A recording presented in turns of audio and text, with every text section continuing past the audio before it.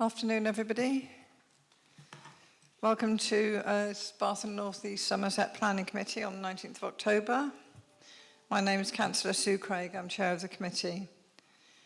Please can I remind everyone who's got anything electrical that's likely to make a noise to turn it onto mute for the meeting. The meeting is being filmed and the recording will be available on the council website. So anybody who is going to come to front and speak who does not wish to be filmed, please could they make themselves known to the operator in the corner here beforehand. I'll now ask our Democratic Services Officer, Karina Haskins, to read out the emergency evacuation procedure. Thank you, Chair. If the continuous alarm sounds, you must evacuate the building by one of the designated exits and proceed to the named assembly point. The designated exits are signposted. From this room, you use the main door and then the main exit of the building. The assembly point for this building is in Orange Grove on the green outside Browns. Thank you. Thank you very much. And do we have any apologies for absence and substitution? There are no apologies for absence or substitutions. Thank you. And do I have any declarations of interest from anybody on the committee today? No? Good, thank you. No urgent business agreed by the chair. Now I'll ask Democratic Services Officer to inform you all of the public speaking procedure today. Thank you, Chair. Speakers will be called to speak immediately after the case officer has made their presentation about the application. The order of speakers and the time allowed for speaking will be as follows. If there are any parish town council representatives, they will speak first and will be allowed 3 minutes in total. Objectors to an application will be allowed 3 minutes in total. Supporters of an application will be allowed 3 minutes in total. Ward councillors not on the committee who have indicated they wish to speak about an application may do so for a maximum of 5 minutes. The speeches will be timed by the traffic light system you can see on the table next to me. At the start, the light will be green and will turn to amber when there is 1 minute of speaking time remaining. When the light turns red, speakers should immediately conclude their remarks. Thank you. Thank you very much. The minutes of the last meeting have been circulated. Does anybody have any comments or corrections? And if not, could I have Councillor Jackson? I'll propose a correct record, Chair. Thank you, Councillor Jackson. Do I have a seconder? Councillor Davis. Thank you very much. I'll sign those in a moment. So now we'll move on to first case of the day, which is site visit referred from the last meeting. If I could ask the planning officer when he's ready to make his presentation. Thank you, Chair, and good afternoon, everybody. So we had the site visit for the first item here today, Monday before last, where we're looking at 24 the Tyning and the erection of a two-storey side extension, a single-storey rear extension and the provision of a rear dormer, as well as some other replacement windows and doors for the dwelling and the widening of the existing driveway. So just to recap the previous presentation, we're looking at number 24, 24 the Tyning, which is here outlined in red, semi-detached dwelling, and it is shown here on the aerial imagery. The existing and proposed site plans are shown up on screen, which are aligned to the north at the top of the page, so access is gained onto the existing driveway off of the Tyning to the west here. The dwelling of the hip roof is most apparent in this image, with the flat roof of the garage here to the north, as well as the rear garden for the site. So on the proposed plan, you can see the two-storey side extension. You can see where it's set in from the front elevation and set in from the rear elevation. And you can see the flat roof addition, which projects 3 meters to the rear for the single-storey rear extension, and then the remaining garden space behind, as well as the widened driveway entrance and the 2 parking spaces made available to the front of the property. The floor plans as existing, showing the ground floor and the first floor, so you can see the main entrance to the property, to main downstairs rooms with the kitchen and the existing garage here to the left, as well as utility spaces to the rear. And then upstairs you have the 3 main bedrooms as well as the bathroom. Moving to proposed, we have the reconfigured garage on the same footprint as the existing garage. We have the enlarged ground floor footprint to the rear, and then the reconfigured floor space internally. And to the first floor, we can see the first floor space created above the garage, providing a bedroom and a small home office space. The measurements of this were queried last time, and I can say that this measures 2.2 meters in width and 1.8 meters in length. So it's a 4 meter square room, very small. And the stairway up to the first floor is going to be positioned within the existing bedroom 3, showing the proposed loft plan with the rear dormer. Moving to elevations, the existing and proposed front elevation. You can see the garage here to the left, and then the extension positioned above this. The extension, again, is set back from being flush with the front elevation, which is denoted by the lines breaking apart from the main dwelling and the garage to the extension, as well as the hipped roof, which adjoins the host roof, which has been significantly set down from both the ridge as well as the eaves.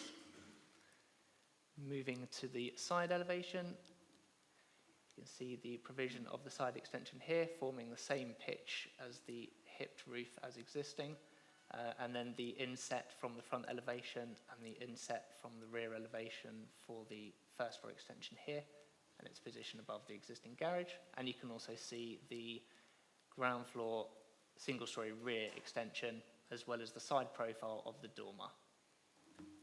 Moving to the rear elevations. So same again, we can see the side profile of the side extension forming its hipped roof, and the single-story rear extension forming its flat roof here, as well as the pitched roof rear dormer. I've included a couple of the 3D drawings which were requested in last month's committee, which show the colourful pieces to show the extended elements, and these are taken from the daylight and sunlight study provided as part of the application submission. I've tried to include a summer and a winter equivalent, as well as a morning and an evening equivalent, to show the sunlight coming through the space, as this was queried during the site visit. So on screen is showing the summer solstice morning sun for both existing and proposed. You can see the main difference really is the shadow here moving further forwards.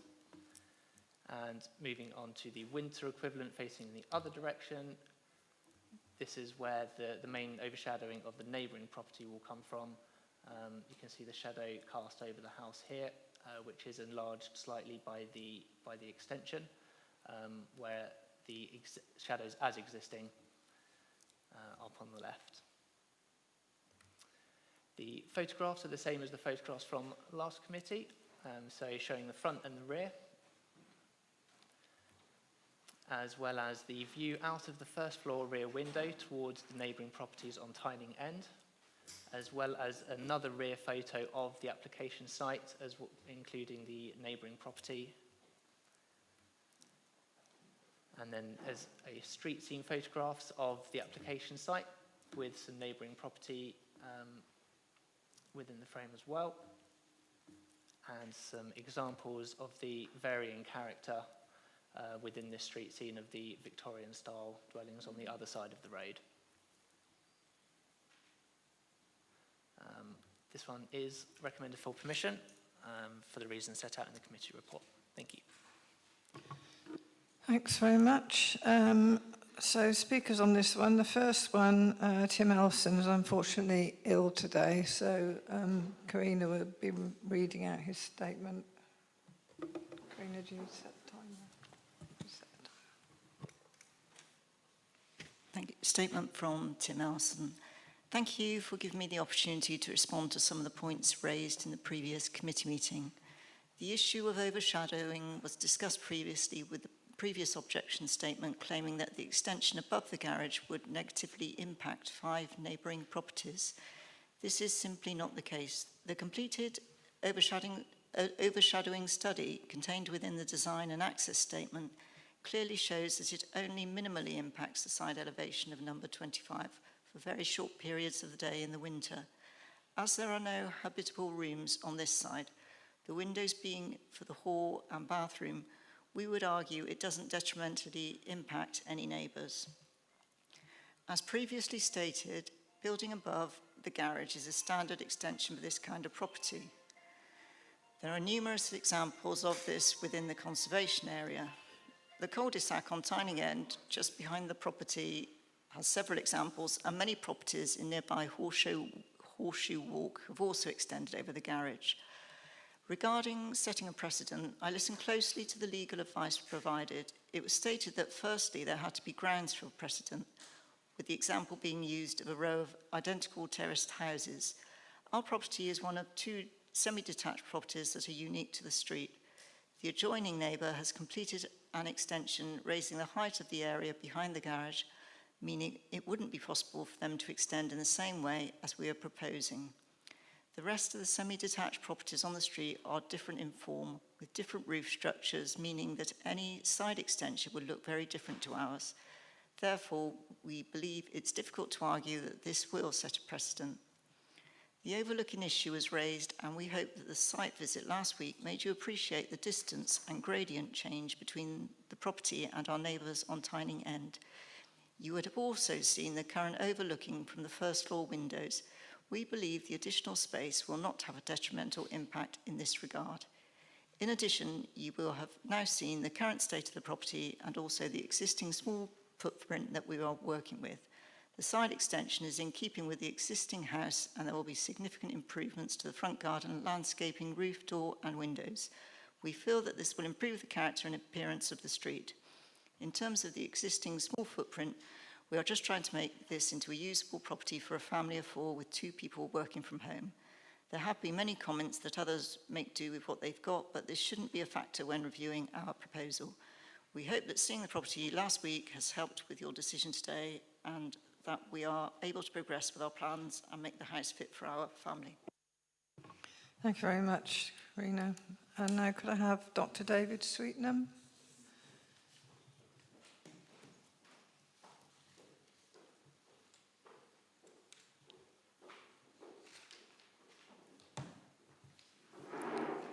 If you'd like to put the microphone on, start when you're ready.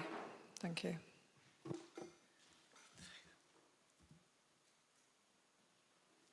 Good afternoon. I'm Dr. David Sweetnam. I'm once again representing the 11 households in the Tyning and Tyning End who've objected to this application. We do appreciate the time you took to make the site visit.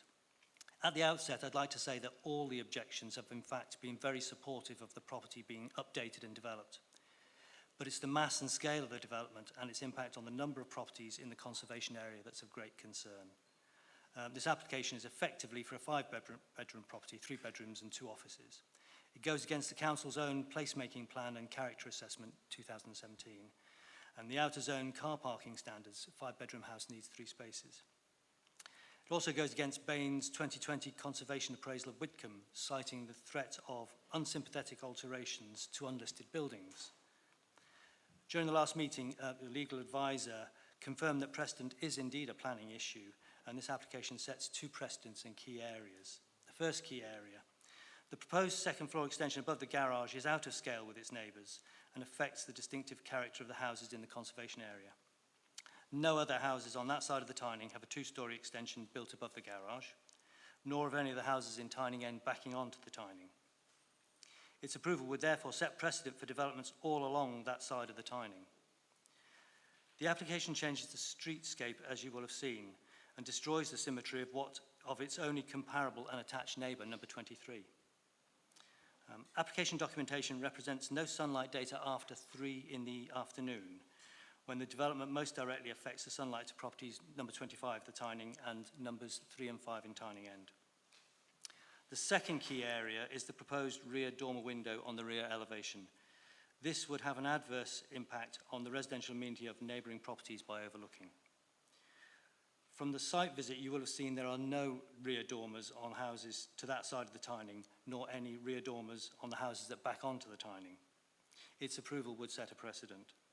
The height of the proposed dormer is designed to extend the existing roof ridge height, effectively creating a third story to the rear. Given its proximity to the houses behind, the dormer window would overlook bedrooms and kitchens of 5 properties. In conclusion, achieving modernisation and creating extra space for modern living can be done without negatively affecting neighbours or the character and symmetry of the pair of houses and the conservation area. From your visit, you saw the single-storey extension at the adjoining property number 23, which still achieved 30% increase in habitable floor space. Surely this would be a more acceptable proposal. We'd ask that the Planning Committee refuse the current application. Thank you. Thank you very much. And finally, we have a statement from Councillors Alison Bourne and Winston Dogood, which will also be read by Karina. Thank you. Thank you. As ward councillors, we were very grateful to members of the Planning Committee who gave up their time to visit 24 The Tyning last week. Having viewed the property from inside and also from the gardens numbers 23, 24 and 25, you will have a much more comprehensive understanding of the application and its impact. The key concerns of local residents, us as ward councillors and the Widcombe Association are: 1, that this house is in a conservation area where the frontage of the 1930s houses in the road present as matched pairs. Many of these houses have been extended sympathetically, but the frontages remain unchanged. This application for a second-storey over-garage extension and rear dormer will completely disrupt its balance with its attached neighbour number 23, as well as disrupting the homogeneity of the road, which is harmful to the conservation area. This is contrary to the conservation character appraisal undertaken for Widcombe, which states that the unsympathetic alteration of unlisted buildings is recognised as a threat to the character of the conservation area. 2, the over-garage extension will also fill the gap between neighbouring properties. These gaps allow morning light onto the Tyning and afternoon and evening light into the properties behind in Tyning End. This may not appear significant for a single property, but it will set a precedent which would have a significant negative impact on the conservation area, should other homeowners decide to extend accordingly. 3, there are no dormers in any of the houses on that side of the Tyning, nor in the houses in Tyning End that back onto the Tyning. There are only Velux windows in the roof space. The application shows the proposed rear dormer reaching the roof ridge. This would overlook and dominate all its neighbours and would set a precedent. 4, the side extension and rear dormer at different times of the day overshadow most significantly the neighbouring property number 25. But number 23, the Tyning, and numbers 3 and 5, Tyning End, will also be affected. 5, the change in levels from the garage to the front door and the quality of the single skin construction of the current garage will not allow the application to be built as drawn. It would lead to the garage being demolished and the ridge height of the side extension being raised to the existing roof height. Finally, it became clear on the site visit that the application is for a 5-bedroom property, i.e. a 3-bedroomed house with 2 home offices. Under national policy, that necessitates the need for a 3rd parking space. The loss of the garage is already offset by removal of a significant proportion of the existing front garden to create a driveway for 2 cars. A 3rd parking space would reduce further any remaining green space to the front, and the green space at the rear of the property is reduced by the ground floor extension. This is regrettable, particularly within the context of the climate and nature emergency, and the parking generated by a house of this size is likely to increase pressure on a street where local on-street parking is already at a premium. We reiterate that we, the Widcombe Association, and the local residents are not opposed to the refurbishment and extension of this property. A single-storey extension to the rear, mirroring number 23 and replacing the garage with additional ground floor habitable space would increase the area by approximately 30%. Such a scheme would surely be an acceptable way forward for the applicant and would be endorsed by objectors and planning officer alike. We urge the committee to take the above concerns seriously and not allow the current application to proceed. Councillors Alison Bourne and Winston Dogood. Thank you. Thank you very much. So, questions to the officer? Councillor Jackson. I do wish we had an SPD on dormer windows, but what I'm trying to get my head around, apart from the fact that it would be the first one facing in that direction, is the proportionality. Do you have any measurement? Could we have it, and if there are any measurements of the size of the frame in relation to the size of the width of the roof?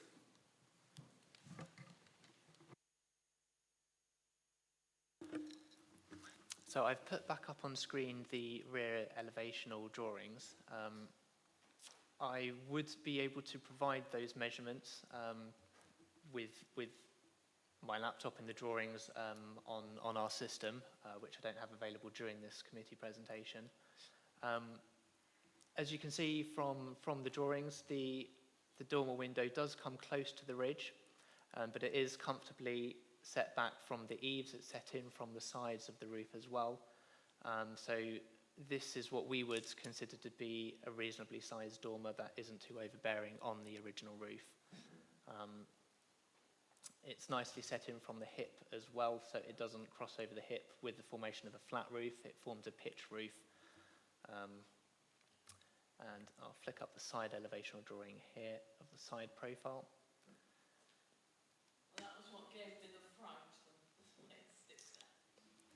Yes, that's right. So it obviously has a strong side profile. Again, remember it is set back from the ridge, slightly down from the ridge, and the eaves line, although not shown on this drawing, will be slightly lower than the top ridge. So there would be an additional line, sort of approximately. Oh, I've lost my mouse. Approximately here to show where the side of the roof comes down to. Okay, Councillor Hughes. Thank you. Just wanted to clarify, is it a 3, 4 or 5 bedroom house once it's complete? I mean, I know they're using the term offices rather than bedrooms. I'm assuming that doesn't really make any difference in planning terms.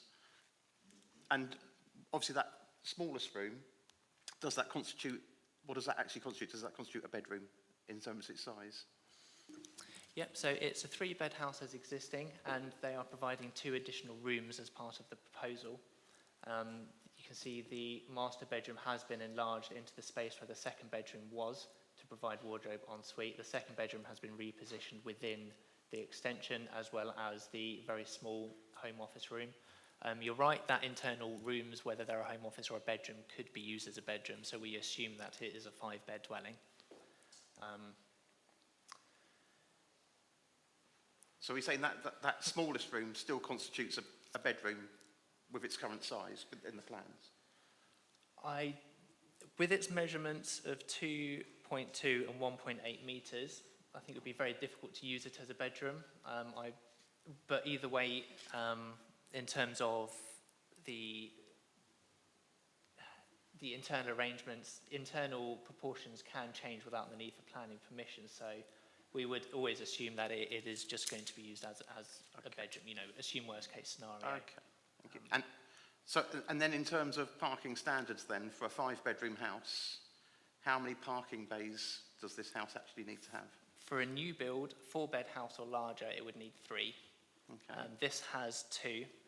A couple of points that are worth noting is that the existing garage measures quite significantly below our internal standards for a garage, so we would not consider it to be a suitable parking space as existing. The garage measurements are 2.5 by 4.7. We would require 3.6 for an internal garage. So the current property, as a 3-bed house, when built new, would need 2 spaces. This would only have 1, which is the driveway space.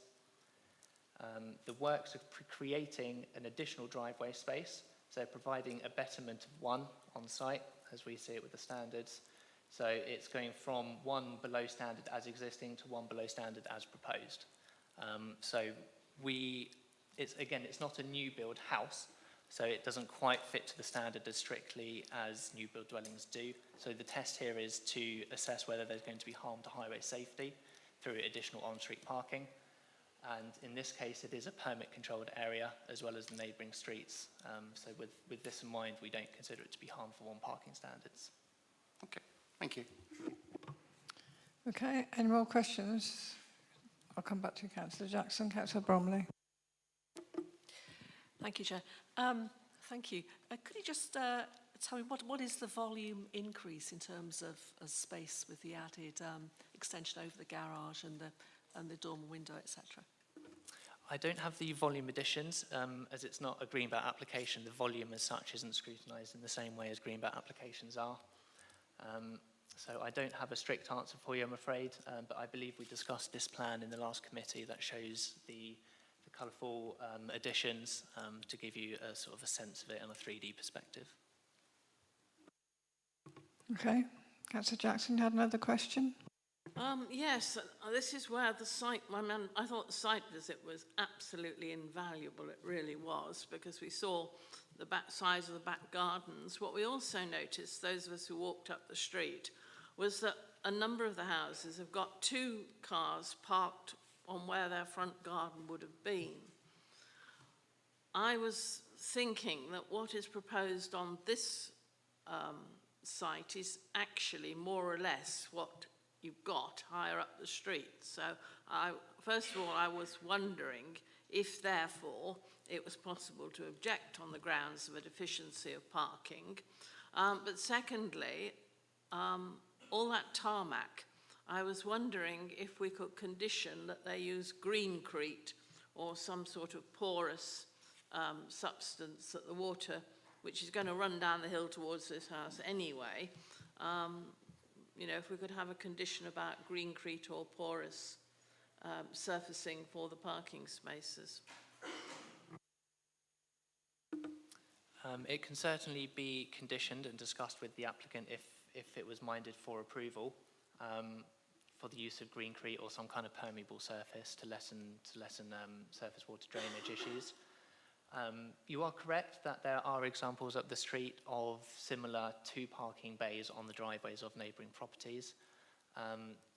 It's difficult to compare this site to those, as the bedrooms for the neighbouring properties that have these parking bays are not confirmed as part of this application, so we don't have a direct comparison to base an objection on. However, if your determination was that the parking situation was harmful, then that is obviously for your determination.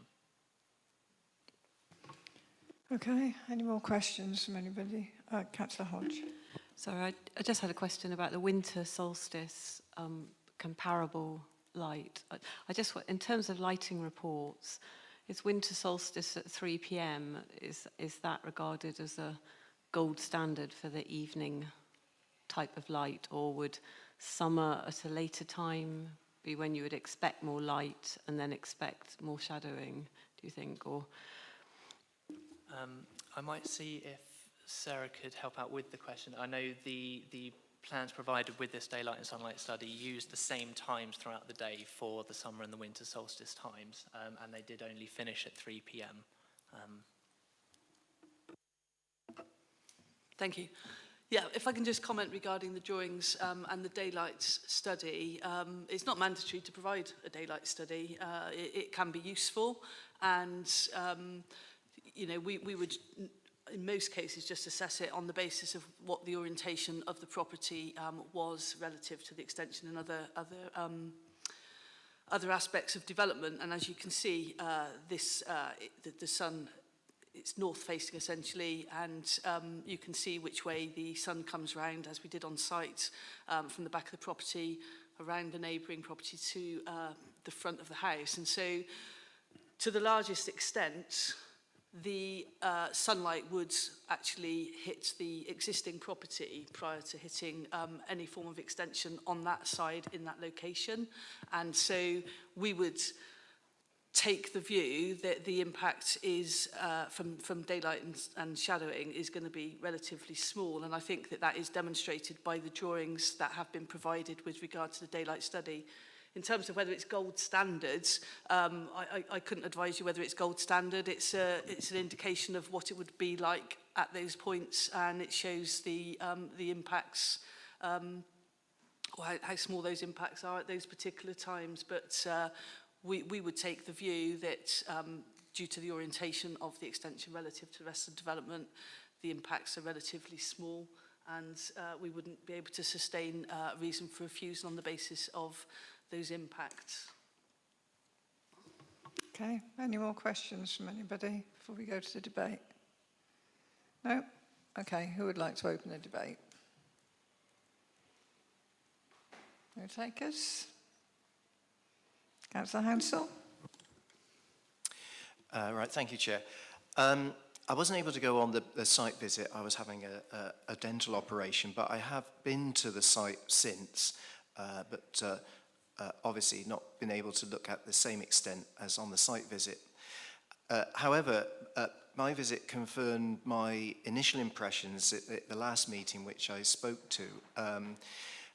What's being proposed is very similar to many applications that we've seen around the Bath and North East Somerset area.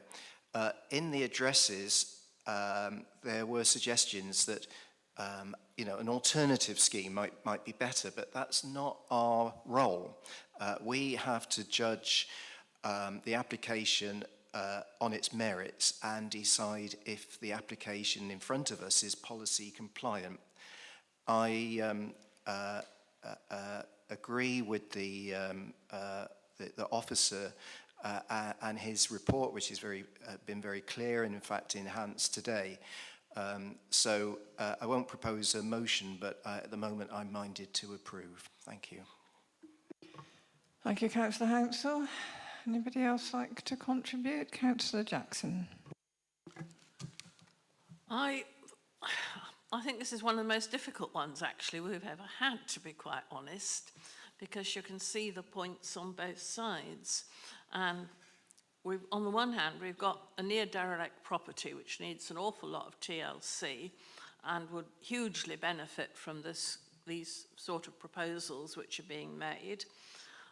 We've got a pair of semis which actually seem to have their own history, and I was wondering if they'd been built on a bomb site, quite literally, but I think they're a bit older, they're 1930s, but they don't really fit with the rest of the road as you read it.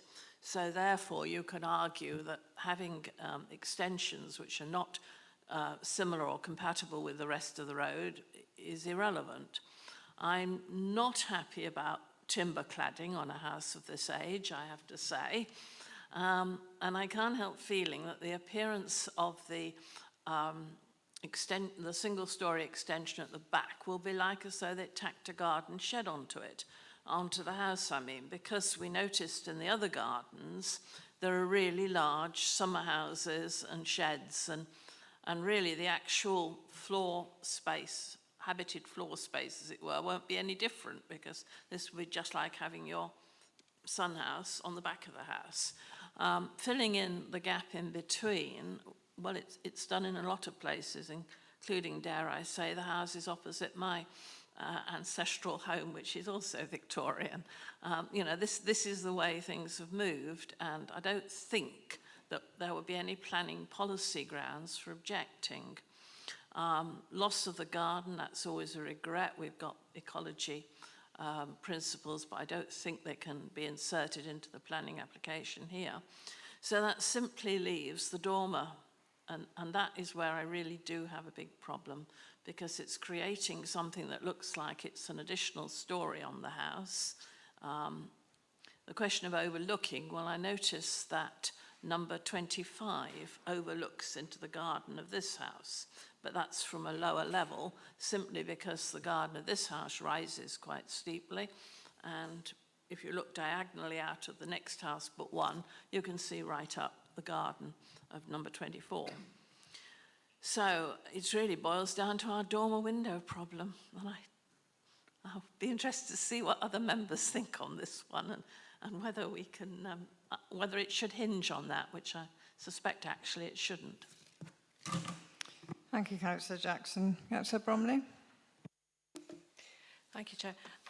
Yes, I have concerns about the dormer window too, but actually more significantly, having walked down the street at about 10 o'clock in the morning, about a month ago, 3 weeks ago, a month ago, and, you know, there's light coming through between all the other sets of houses, except if this extension is permitted above the garage, it will be permanently blocked off, and it will, even though it may not, it shouldn't do, but it will actually set a precedent. And I just don't think it enhances the conservation area. And it doesn't, I don't think it preserves it either. So I certainly have, you know, major concerns about it. Thank you, Councillor Bromley. Councillor McPhee.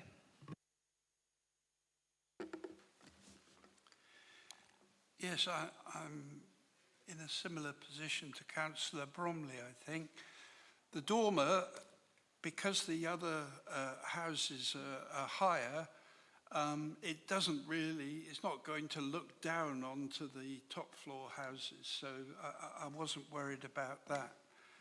It really does come down to the idea of precedence, and if I look at that nice street and see it all filled in, it'll be very dark and claustrophobic. And I found myself very persuaded by the fact that there's two precedences here. One is the dormer and the other is the second story.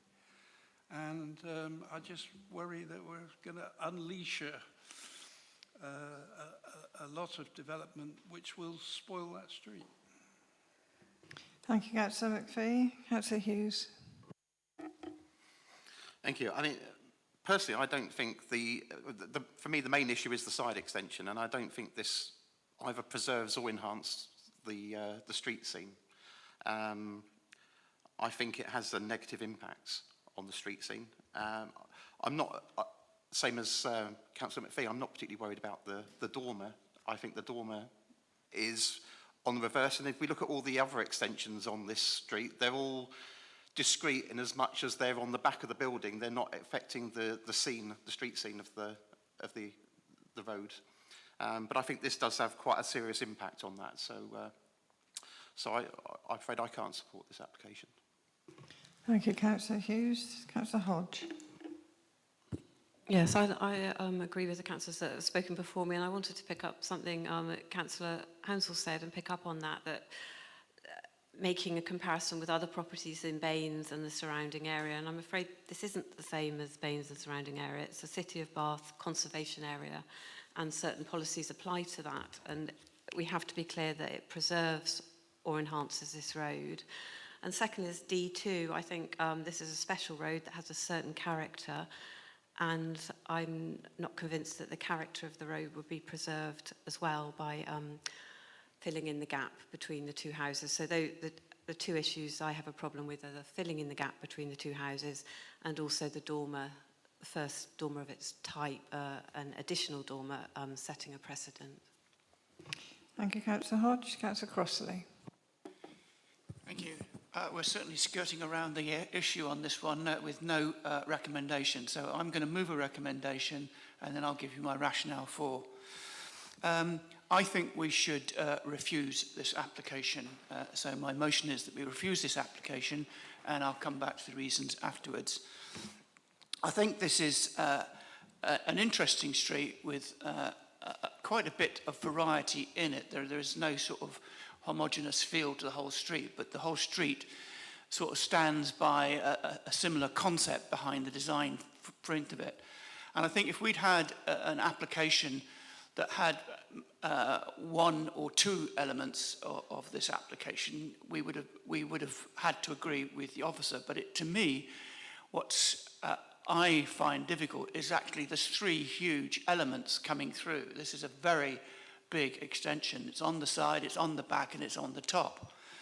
And to me, therefore, I think that it's actually ruining the symmetry and feel of the street with the way you walk along it and you look at those gaps between the houses. By filling in that gap, it would be, it stops the light going through backwards and forwards.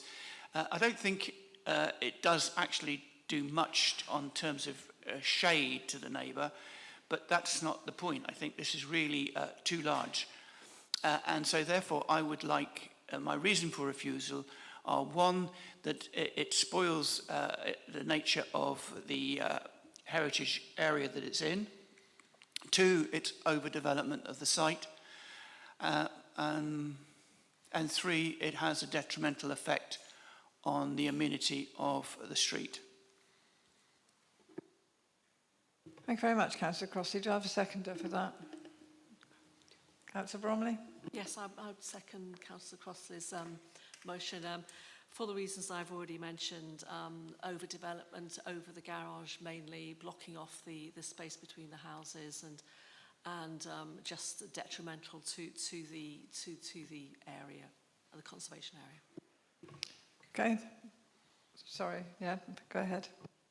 Sorry, I just wanted to clarify the reason for refusal given before members proceeded too much further. So just with regard to the motion from Councillor Crossley and the impact on the heritage impacts, is that specifically the impact on the conservation area? Yes, okay, thank you. So, yeah, what we have on the table then, proposed by Councillor Crossley, seconded by Councillor Bromley, is to overturn the officer's recommendation because of impact on the conservation area, overdevelopment, and I think amenity as well. So those are the reasons. Sorry, Councillor Hodge. Yes, can I just ask, just thinking about having a robust set of reasons, I mean, is D2 effective character, and do you think that is applicable to add that as well, having a negative impact on the character appearance of the area? Yeah, that could be included with the conservation area as a single reason for refusal, so D2 and the conservation area as well, right. Okay. as one reason, okay. Because they both essentially are around character and appearance. Yeah, okay, lovely. Okay, so Councillor Crossley, are you happy with that? Councillor Bromley. So, do we have a motion on the table? Do we have any more contributions to the debate from anybody before we go to the vote? No? Okay, so motion on the table is to overturn the officer's recommendation for the reasons stated. All those in favour?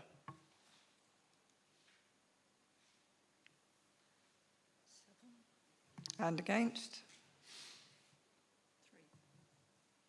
3. And there's no abstentions then, so that has been overturned. Thank you very much. If we could switch officers now for the next one.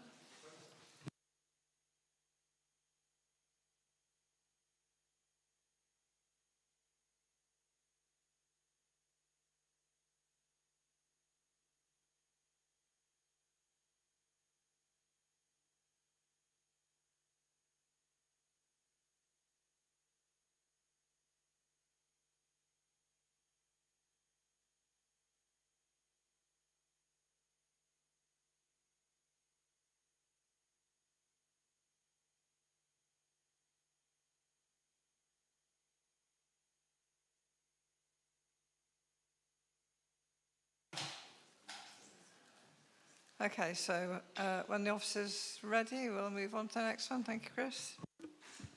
Thank you, Chair.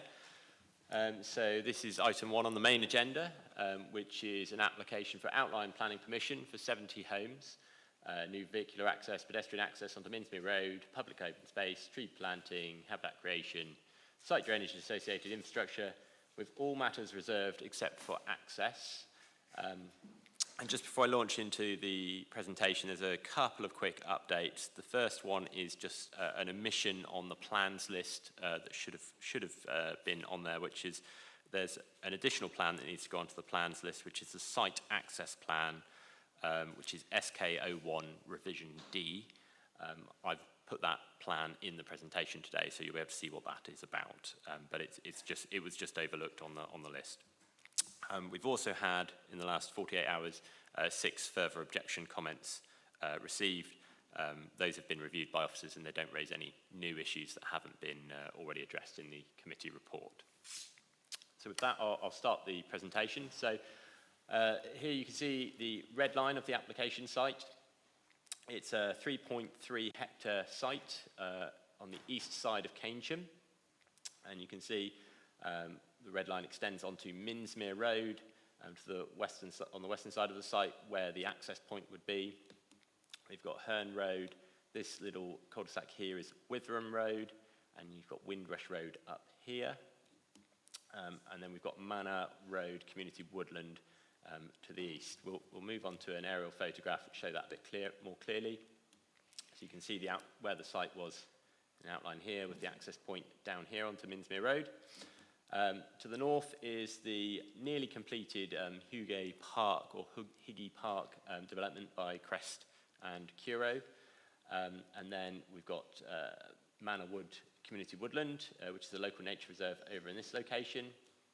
And then members will recall not that long ago, earlier this year, there was the Withy's Park safeguarded land application, which was delegated to permit, which was on this land here, just over here. And you can see the A4 at the top of the screen there, and the rest of the Chandag estates over in this direction. The purple lines on this drawing here are public rights of way. There is, as you can see, a public right of way that cuts across the site and through the woodland. And you can also see from the lines on the aerial photograph there is a number of sort of informal paths where people sort of walk their dogs across this field and through to the woodland. I'm going to show you some photographs next, and we're going to start up in this area, which is a sort of informal car parking area with the public right of way, with the access to the public right of way which goes onto the site. So there you go. You can see there's the car parking area which looks east towards the site, and you've got the existing Kissing Gate there, which forms the public right of way route, as you can see, sort of informally marked out. And then that's just stepping inside the site. There's a fence, a sort of dilapidated fence line that runs along here all the way to the woodland, and that's the route of the public right of way. And then we're stepping to the north end of the site, looking back towards that parking area and the properties along Minsmere Road up here, and sort of Withram Road over in this sort of location. And then I've got a series of different angles on the site, so you can see. So this is, again, on the north side of the site, looking south. The land does rise gently across the site to the south, and you can see the woodland on the left-hand side there. This is the relationship with the rear of properties on Minsmere Road. So this is the western boundary of the site. And then as we move further up the site, further southwards, we're turning around here looking north towards the northern boundary of the site, and then you can pick out the roofs of the Hugo Park development just beyond the tree line there, which some members who were on the members' tour last week we would have walked around there, so you may recognise that.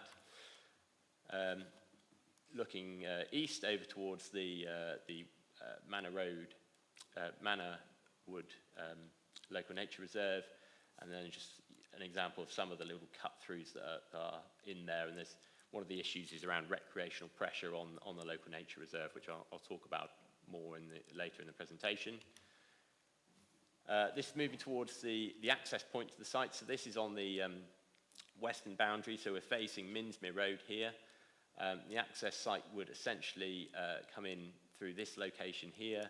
The carriageway would utilise part of the existing sort of driveway here, which serves some parking spaces, but be a larger, more substantial carriageway that come in this way. And this is the maple tree that's referred to in the trees and woodland section of the report as well. It's the same view from a little bit further back, so you can see the context. And then looking south, so you can see more of the properties towards Withram Road, and again, still on the back of Minsmere Road here. We're right near the south end of the site now, looking back north, so you can see that slope going down. And then just another view from the other side of the site. And now we're right at the south end of the site, and you can just pick out here a little post and wire mesh fence. This sort of demarks an informal sort of footpath that runs along the southern boundary of the site, and we'll be able to see the access to that. So this is a view from the western side of the site looking, or just off to the west of the site looking, and you can see this route that sort of loops in here and goes west-east across the site to the woodland. I'll talk some more about that in a moment as well. Yeah, that's just another angle on that view there, looking towards Withering Road. And this is the view looking back from Withering Road towards the site and that sort of gated access. So this land in here is actually third-party land that's referred to in the report that is sort of intervenes between the application site and the adopted highway. And then onto Minsmere Road itself. So this is just looking down Winsmere Road. You can see the street widths and the type of housing, just for a bit of context. And then looking back up Minsmere Road from the other end. And then we're looking at there's that tree again, just to help you orientate where the access point would come in. It's coming in this space here, in this gap. So it would take up some of this sort of verge along here, and utilise some of the existing carriageway as well. So the site is what's currently called safeguarded land. So it was removed from the Green Belt in 2014 as part of the core strategy and safeguarded for future development when the need arose. So the current development plan, the core strategy placemaking plan, identifies this as safeguarded land and says it shouldn't be developed until there has been a review of the local plan. So technically this application is contrary to that policy. However, as set out in the report, you'll see that there are a number of very significant material considerations which officers are of the view outweigh that conflict, not least of which is the fact that this site is proposed to be allocated for 70 homes in the emerging local plan partial update, which has now been through examination, and we have had an initial response letter from the inspector who's conducting that examination, who's indicated he's likely to find that plan sound, subject to a number of modifications, none of which question the principle of providing 70 homes on this site. So that, along with some of the other items identified in my report around the council's housing delivery and supply position, the sustainable nature of this site, the fact it is not Greenbelt, and this is probably one of the only non-Greenbelt sites available between Bristol and Bath, which weighs heavily in its favour, and the sustainable transport measures that would be secured as part of this as well, which I'll come on to talk about. But this plan here is the sort of concept diagram accompanying that emerging allocation in the local plan partial update. So moving on to the actual plans that were part of this application. So as I said at the beginning, it's an outline application with all matters except access reserved. So we're only asking the committee really to consider 3 parameter plans today and some detailed access plans as well. These are the parameter plans are the plans that will form part of the planning permission, and the subsequent reserve matters applications for appearance, landscaping, layout and scale will have to be in accordance with these parameter plans. So this first one sets out roughly it's the land use and access parameter plan, so it shows you where the access points would be, so main access over here, and then a public right-of-way links through here and into the woodland here, and a shared cycle and pedestrian route through to Hugo Park to the north here. There is a pedestrian route that I referred to down here, which is being shown on this parameter plan. Now, there is an issue with regard to the third-party land I referenced before, in that is outside of the control of both the council and the applicant, and so we cannot secure that in perpetuity, and there would be there is the sort of outside risks that someone would come along and block that access. The owner of that land could prevent access, and so officers are saying that we should afford very limited weight to the provision of this because we can't secure it in perpetuity. However, as identified in my report, I think the chances of someone doing that and the reasons for them doing that are not apparent, and so that it's actually, it can be seen as a benefit of the scheme, but as I said, very limited weight because we can't secure it. And other things to note on here as well are the green space, shown better actually on the green infrastructure plan. We've secured the green space here as a sort of minimum buffer around the edges of the site, as well as the public right-of-way, with the inclusion of a local area for play, essentially a small playground, or a play-on-the-way trim trail, the detail of which would come through the reserved matters, but the principle of which would be secured through this application. There's reference to having a tree-lined street for the main street that serves the development. Again, detail of that would need to come through the layout and landscaping reserved matters, but this sets some of those parameters for securing that. And then we've got a scale parameter plan as well, which essentially says, the scale of the development. Scale is a reserved matter, so this essentially sets a maximum parameter. Within that maximum, there is still scope for the council to negotiate on height at the reserved matters stage, so it doesn't mean everything will be at the maximum.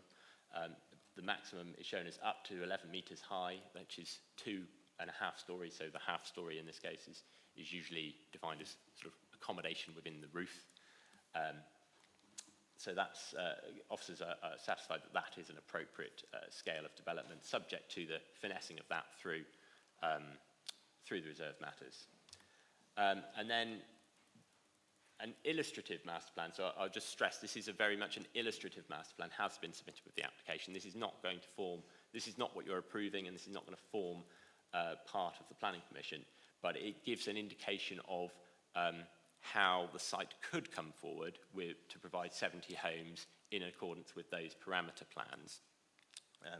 Officers do have some criticisms of this plan, and it's not how we would like it to come forward in exactly this form. But as it's not going to be, this is not going to be an approved plan, it does demonstrate that you can adequately fit 70 houses onto the site. But officers think there is scope to make improvements to the layout and design through the reserved matters applications and within the scope of what's set within the parameter plan. So it's a useful plan to for showing how 70 dwellings would fit on there and what that sort of density might look like. But otherwise, it's not going to be an approved plan. And then I referenced the access plan earlier with the update, the verbal update. This is the access plan. So this is provided in detail. So this is Minsmere Road here. And you can see this essentially, as I said, follows the line of the existing sort of driveway that serves these car parks. And it's a footway crossover junction, so it gives priority to pedestrians as they're crossing and just provides vehicular and pedestrian access into the site. There was an issue concerns raised by the arboriculturist about the impact on this maple tree, which I referenced before.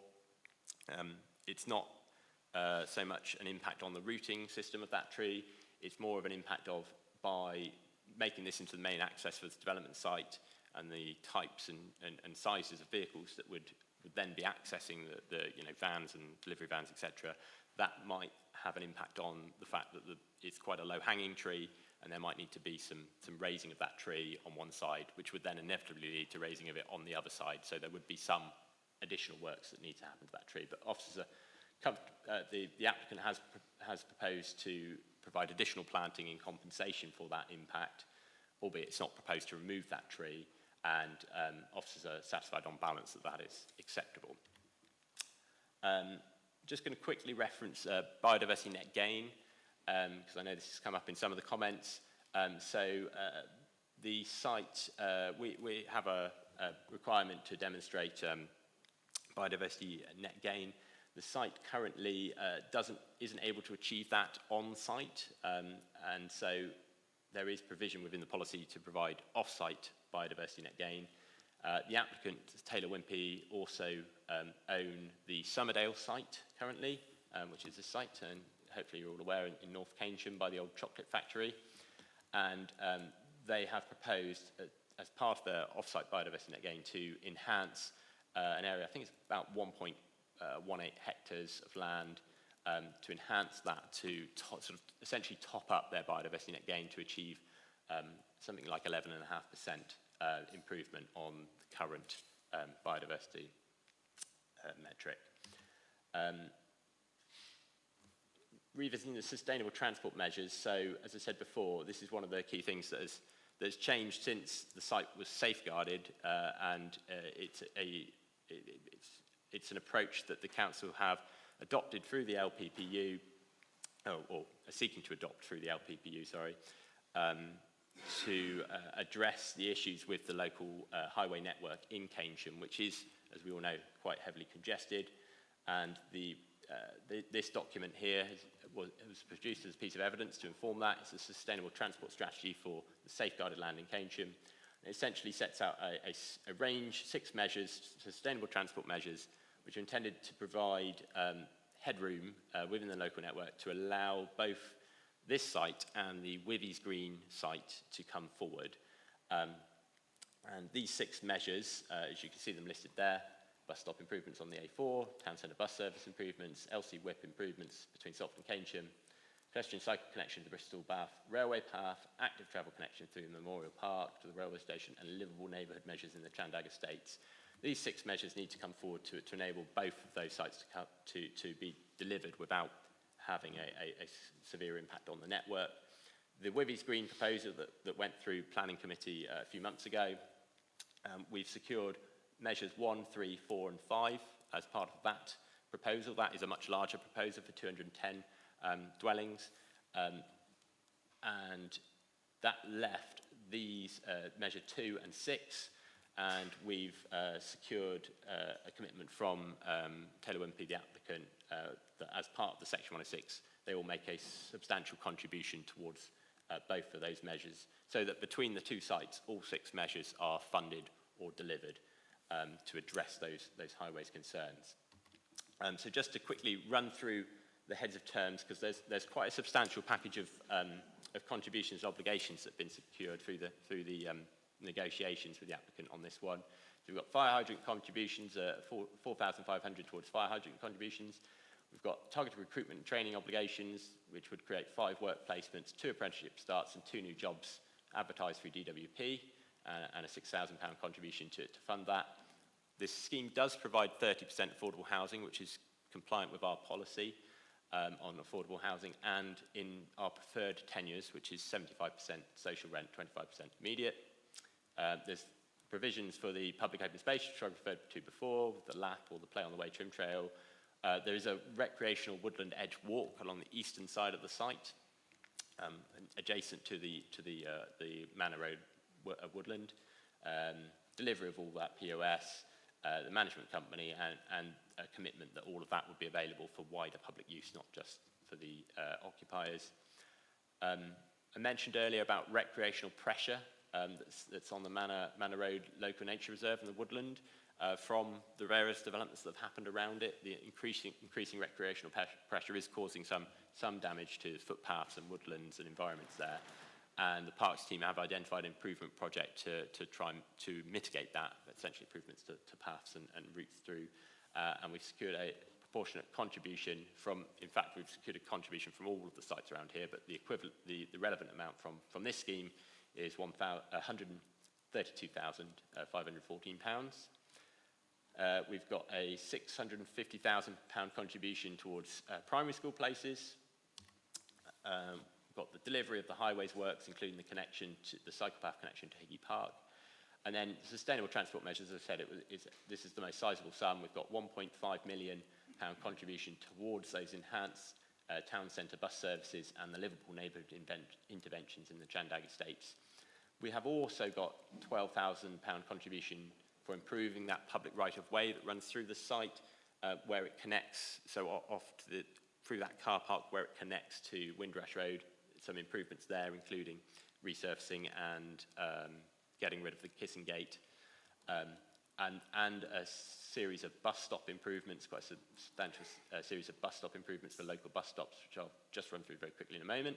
Travel plan and monitoring of that plan, biodiversity net gain with a 30-year management plan, and monitoring fees.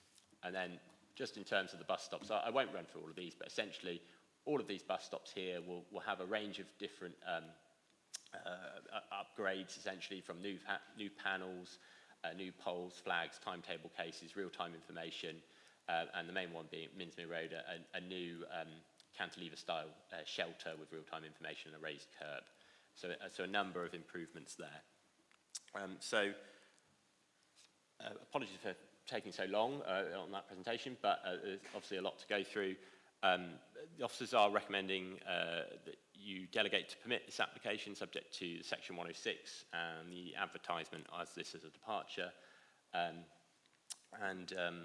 Yeah, I'm happy to take any questions you have after the speakers. Thank you.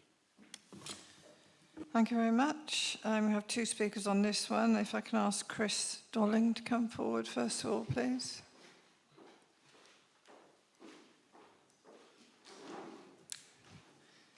I'd like to turn the mic on when you're ready. Thank you. Good afternoon, members and Chair. My name is Chris Dolling, and I'm a Chartered Town Planner and Urban Designer on behalf of Taylor Wimpey Strategic Projects. The proposals before you today will provide much-needed new homes, deliver on the Council's climate commitments, and ensure huge benefits for local sustainable transport infrastructure. These outlined proposals have been the result of a great deal of hard work, and I would like to thank the various Council officers, stakeholders, local residents, and our consultant team for their invaluable involvement. I want to be clear that this is an outline application, with the full detail on a variety of aspects still to be resolved at reserved matters stage. We are committed, and indeed we look forward to working with officers to ensure we deliver a high-quality design scheme for Keynsham.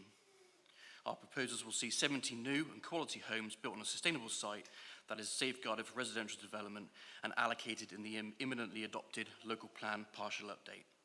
I want to confirm beyond doubt that this site is not Greenbelt and has been removed and was removed several years ago. 30% of the homes will be affordable in line with the council policy, and we are providing a genuine, realistic opportunity for local people, families, and those looking for their first home to get their foot on the housing ladder in Keynsham. As well as getting on and building the homes this council needs, we are absolutely committed to decreasing reliance on fossil fuels and supporting the aims of both Baines and Keynsham Town Council in tackling the climate emergency. All homes will be zero carbon ready, built to the government's Future Home Standard, delivering significant carbon reductions compared to older builds, and every home offered an electric vehicle charging point. We are the first and only major house builder to have achieved the Carbon Trust standard for our approach to carbon management. We're also committed to our immediate environment, over-delivering on open space, and have taken great care to ensure that the neighbouring Manor Road community woodland will not in any way be negatively affected by our plans. No vegetation of any kind will be removed from the eastern edge of the site, and we have agreed a contribution of over £130,000 to help maintain this much valued and precious nature reserve for the enjoyment of future generations. We can guarantee to you a biodiversity net gain of over 10% through habitat creation on as well as off-site at our Summerdale development. We all recognise the impact that new development can have on the roads and the volume of traffic, and we've been asked, understandably, how Keynsham can handle more cars. Members, I'm delighted that we've been able to agree a Section 106 contribution of £1.5 million that will not only mitigate the impact of our new development, but deliver fundamental and transformative change for Keynsham's sustainable transport infrastructure.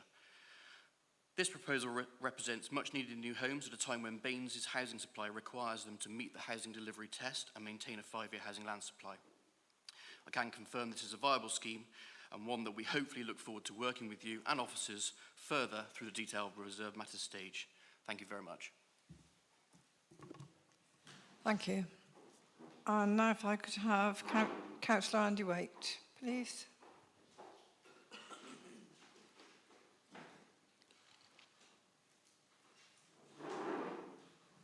If you'd like to put the microphone on, start when you're ready. I'm on now? Excellent. Okay. I'm ready. There have been so far 265 plus 6 objections to this application from individuals, together with Keynsham Town Council, Salford Parish Council, the CPRE and Baines Parks Department. The previous inspector for the local plan in this area stated that until there was an improvement in the infrastructure, there should be no more housing built in Keynsham. The inspector safeguarded 2 fields with his park and Minsmere for development once a new plan with extra infrastructure had been agreed. This has not happened, so the land remains safeguarded and therefore cannot be built on at this stage. A few months ago, I spoke against the planning application for the other safeguarded site at Withys Park that came to this committee and was passed. Salford Parish Council and Keynsham Town Council appealed to central government, and Baines were instructed to reverse that decision on the basis that the land was still safeguarded. This current application is a direct parallel to Withys Park and should be turned down as it is currently safeguarded land. I have no doubt that if Baines Planning Committee accepts this application, Keynsham and Salford councils will appeal as they did before, and given that nothing has changed, whatever indications officers may have had, the outcome will be another refusal for this committee. In the application, there seems to be no efforts to improve the current infrastructure, no active travel, no proposed cycle routes, apart from the one that goes to Withys Park, Higger Park. There is one bus which passes close to the site, which runs less than once an hour for a few hours each weekday. It is paid for from SIL money from the Chocolate Quarter development.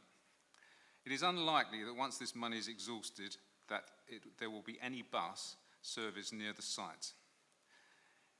This is likely to occur if SIL money for this site is used like that. We all are aware how difficult it is to maintain current bus routes, let alone create new ones, so the money will run out and the bus service will stop. There is only one exit from the site for vehicles on to existing suburban roads, leading to extra congestion on the already congested network. There is no direct access from this site onto the proposed mass transit route along the A4. The proposed development is overcrowded. It does not meet the Council's climate emergency commitments. 70 properties on such a small space is too many. Originally, the KE3B was planned for 50 homes. The current application does not allow for a 17% increase in biodiversity on this site. This plan has housing pressed up against the Manor Road woodland. It will have a detrimental effect on existing wildlife in the area. There is only one embarrassingly small open space left undeveloped in this plan in the northern end of the plot. There is no recreational space planned for the site. This is an awkward triangular piece of land with no direct access to major transport networks. My view is that it should become a wildlife meadow, acting as a buffer for the existing woodland and not used for housing. I do accept, however, that there is a need for housing in the area. I suggest that the parcel of land 1991 North on the A4 opposite the Higger development should be considered for housing. In the current plan, it is an industrial site, but for 20 years has failed to attract commercial development. Recently, this planning committee turned down an industrial application on this site because it involved HGVs turning in and out of the A4 to an already congested road and was considered dangerous. The applicant appealed, but the appeal was turned down and Baines' decision was supported. Clearly, the evidence is that housing is a far better fit in that piece of land than the land on the Withys Road site. Thank you. Thank you, Councillor Waite. Questions to the officer? Councillor Hounsell. Thank you. I'm sure there'll be a number of questions, so I won't hog all the questions. I just have two. Right, the first one I just want to be clear on is about soundness. You talk about the local plan partial update and, quote, the inspector has said it's likely to be capable of being judged sound. Now, to be sound, the plan has to be positively prepared, justified, effective, consistent with national policy. Now, what I want to be clear on, presumably alternative sites could have been put forward and the inspector would have judged that sound. So am I right in thinking that the inspector judging the local plan partial update sound is not equivalent to a recommendation to permit this particular planning application? Thank you, Councillor Hounsell. Go ahead, Chris. So I think what I'd say to that is the council has prepared the local plan partial update, and in doing so has proposed allocating this site.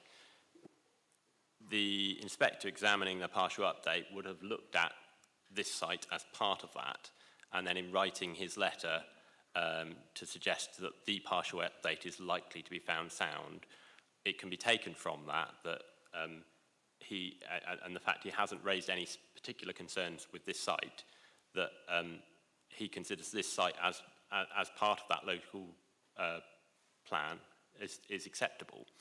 I'm not quite sure I understand the question about whether an alternative plan could be found sound, because the council hasn't proposed an alternative plan. This is the plan that the council has proposed, and that's the plan that the inspectors looked at and said, it's likely to be found sound. So I may have misunderstood the question, so apologies. Well, what I'm trying to get at is that is there equivalence between the inspector judging the plan sound and specifically approving this particular application? Has the inspector, can we infer that he is suggesting that this is approved? Thank you for clarifying. I think I understand much clearer now. So the inspector would not have seen this application that's before you today, and it's not his role to approve this application. He would have been judging the allocation policy, which is referred to in the committee report, and this is the concept diagram for, and determining whether that policy has been positively prepared and is sound, etc. So he wouldn't have had any details of the planning application. I think he may have been aware of it because it was mentioned to him during the examination, but it would not be correct to say that the inspector has approved or in any way acquiesced to this current application. That is for the planning committee to decide. I've just got one more question, if that's okay. Right. My second question is on the biodiversity net gain that's off-site. Now, I can understand if you were building, say, a hotel in Bath in a very constrained site, that you would, of necessity, have to have a biodiversity proposal net gain off-site. But this is a field, and I just don't understand why the biodiversity net gain is suggested on a site that's a couple of miles away. Can you explain why if biodiversity net gain can be off-site for a proposal like this on a green field? Yes, certainly. So obviously with it is a green field, you're correct, and but it is, the emerging allocation is for 70 homes, so with that comes obviously a degree of land take, which then makes it more difficult to achieve that enhancement on site. The ecologist, when looking at these matters, will try and apply a sort of a hierarchy, on site being obviously the preference, and then only if that's not possible off site. And I think the emerging policy then will, if that's not possible, sort of talk about credits, biodiversity credits, but that's not an issue here.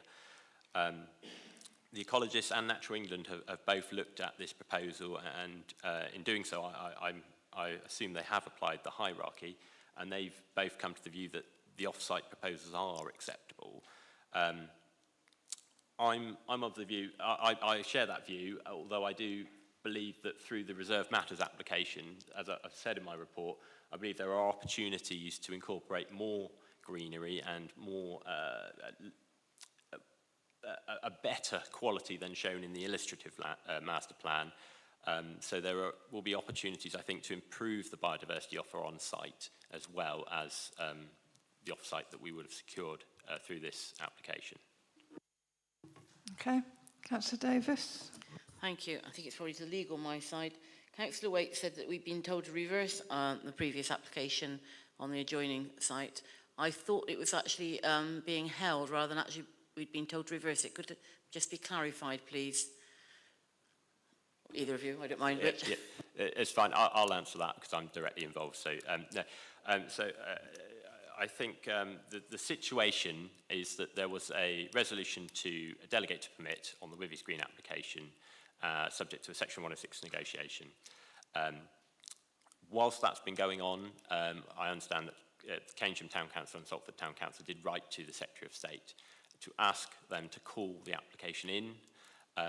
The Secretary of State was actually the previous Secretary of State, although I lose track, so many so recently.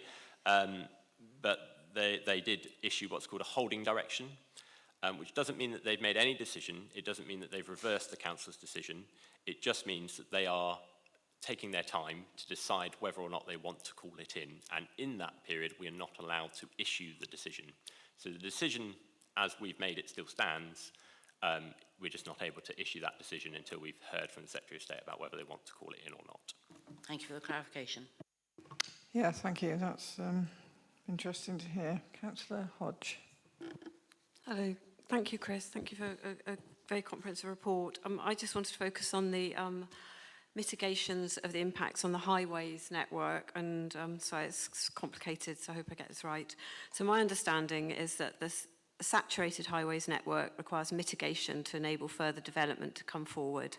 That's required in the place-making plan and also in the emerging LPU.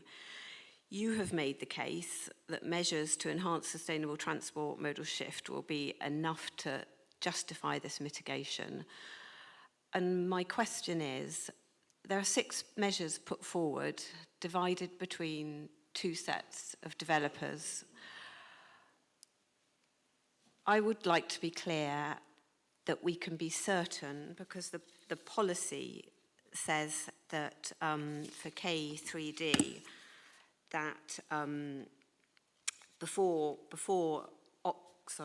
prior to first occupation, that these mitigation proposals must be delivered and must not be limited to these 6 sustainable transport measures.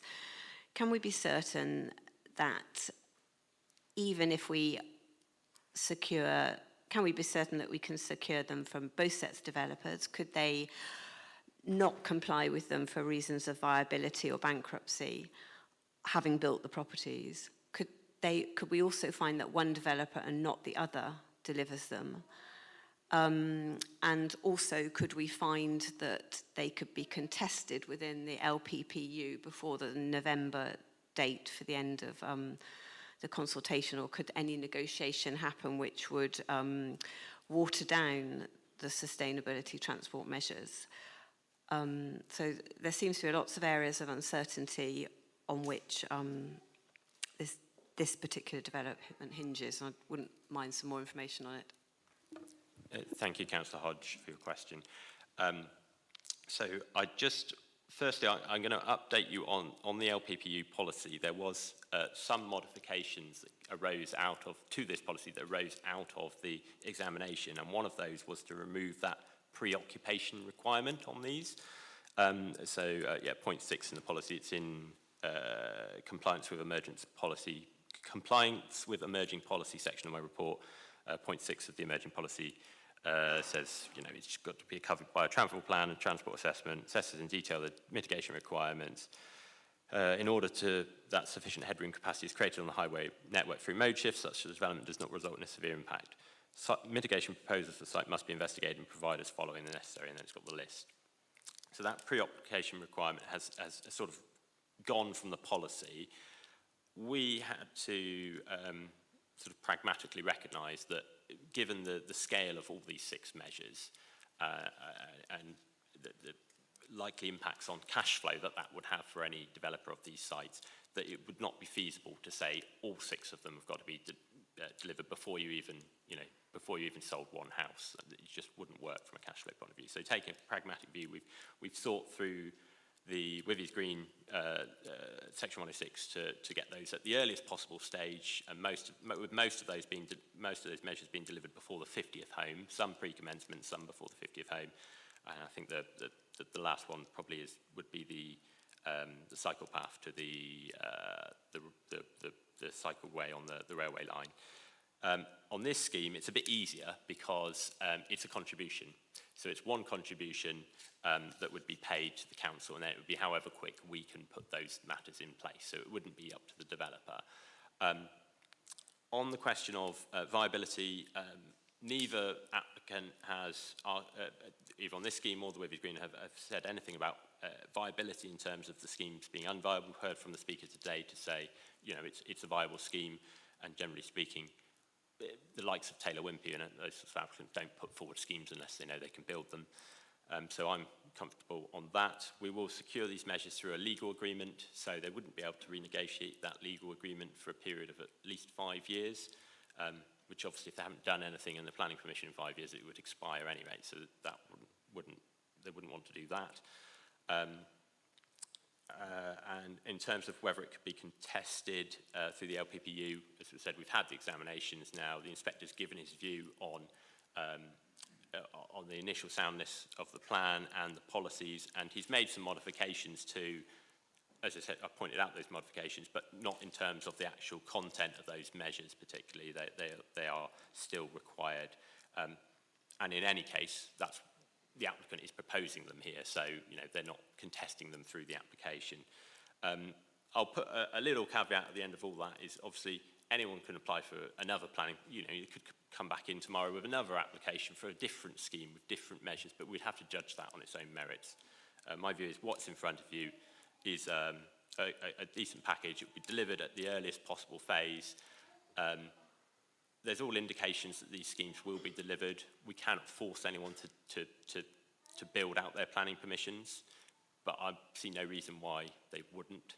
I mean, there is always the risk the economy tanks and all house building stops, but that's a wider issue which we won't be able to control. Councillor Crossley. Thank you. I've got two questions. One, can you explain, because I think you used it in your presentation, what the term zero carbon ready means? Because I thought you'd have either built a house so that it was zero carbon or it wasn't. Does zero carbon mean that once they're built, people have to make measures to adapt them to become zero carbon? And the second question is on bus shelters. As a regular bus user, what I want from a bus stop is, first of all, a shelter with a lean-to that I can lean back on. And secondly, I want information at that bus shelter. And I know those information boards are not always correct. I was waiting outside at Keynsham only a few weeks ago, and the bus was specified to come, and then suddenly it just disappeared. So there's work to be done with the bus company on improving that technology, but at least it gives you confidence of knowing where the things. So that's when you put your list of bus shelters, there's quite a few information boards on it.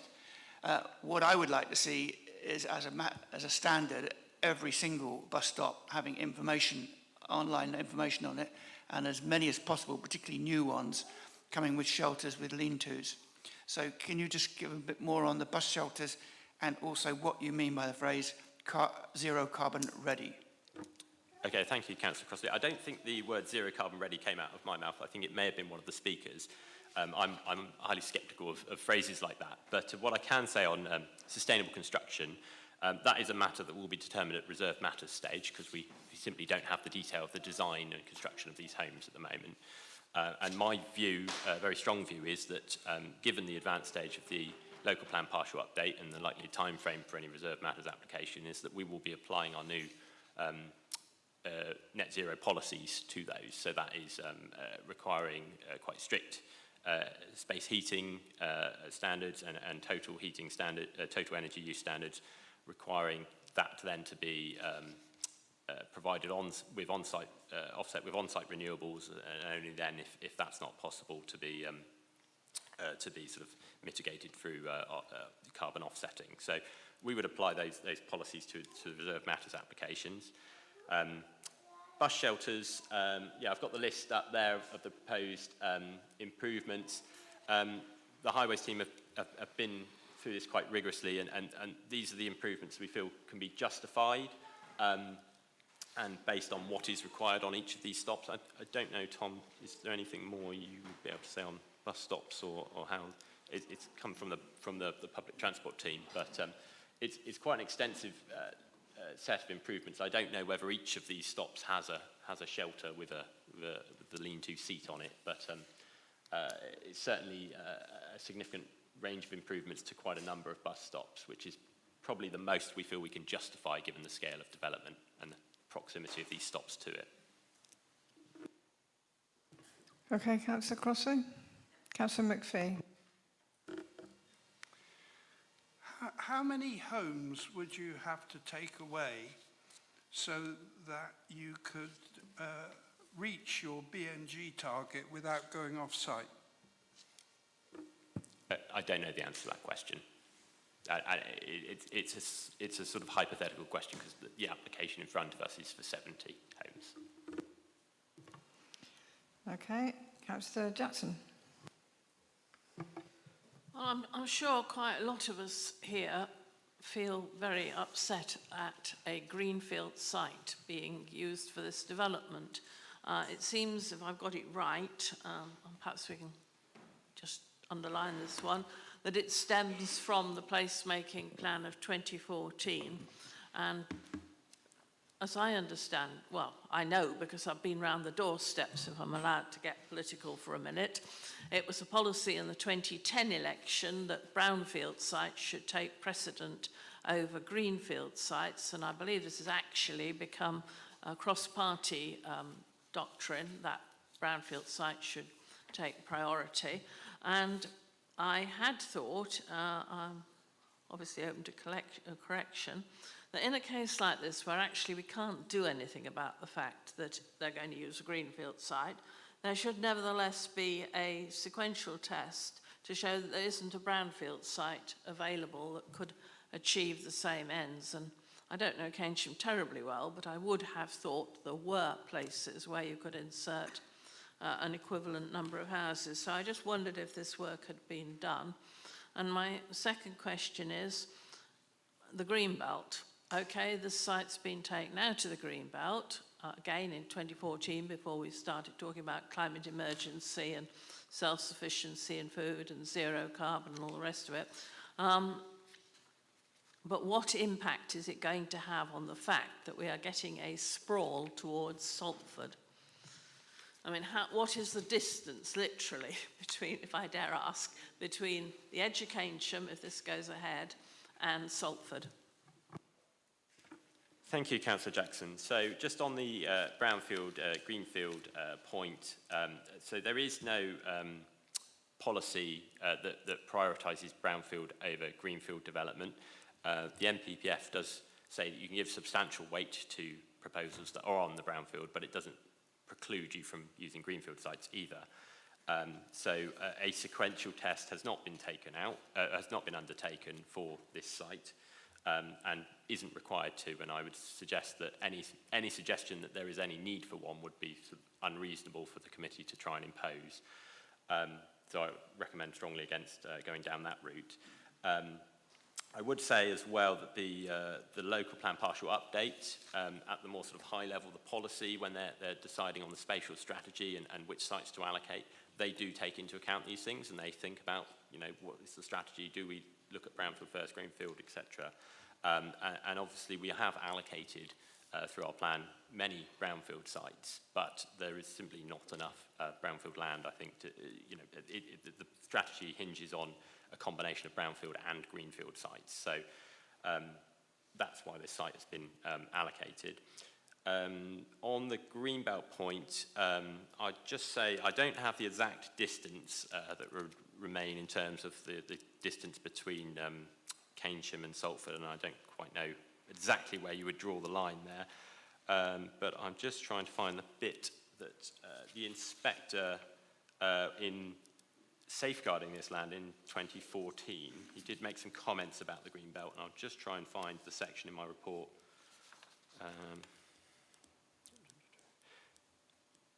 Well, I can't find the exact quote, but essentially what he says is that he doesn't believe it would lessen the gap between Salford and Keynsham to a substantial degree. Is it here? The remaining of land within the Greenbelt between Keynsham and Salford would still be sufficient to achieve a separate identity of these settlements, to identify the separate identity of these settlements, and the perceived effect of narrowing the gap between Keynsham and Salford would be limited. And that was the inspector's view when considering these sites back in 2014, and nothing has really changed in terms of on the ground since then. You want to follow up with something, Councillor Jackson? It's really to do with the sustainability of the site. That was really helpful, the slide on the bus stops. But I tried to research them last night, and it seems that some of them no longer have buses running past them, which is very unfortunate. And I hope that if this goes through, there'll be a substantial contribution towards the subsidising of bus services. But thanks very much for your explanation. Okay, so there wasn't really a question there. Councillor Hughes. Thank you. Right, no, I'm not going to ask any questions at this stage about the non-compliance of the sites. I think that's been covered to a certain extent by Councillor Hounsell, but it currently isn't compliant with the LPPU because it hasn't been processed yet, fully yet. So I've got a couple of questions. One is to do with transports. So in the Taylor Wimpey brochure that they kindly sent me, it says the package of sustainable transport measures is forecast to increase cycling use by up to 75% and public transport use by around 30%. Have we been able to verify these figures, and is it because they started at such a low base, or have we actually got numbers to go along with those percentages? I'll let the Highways Officer answer that one.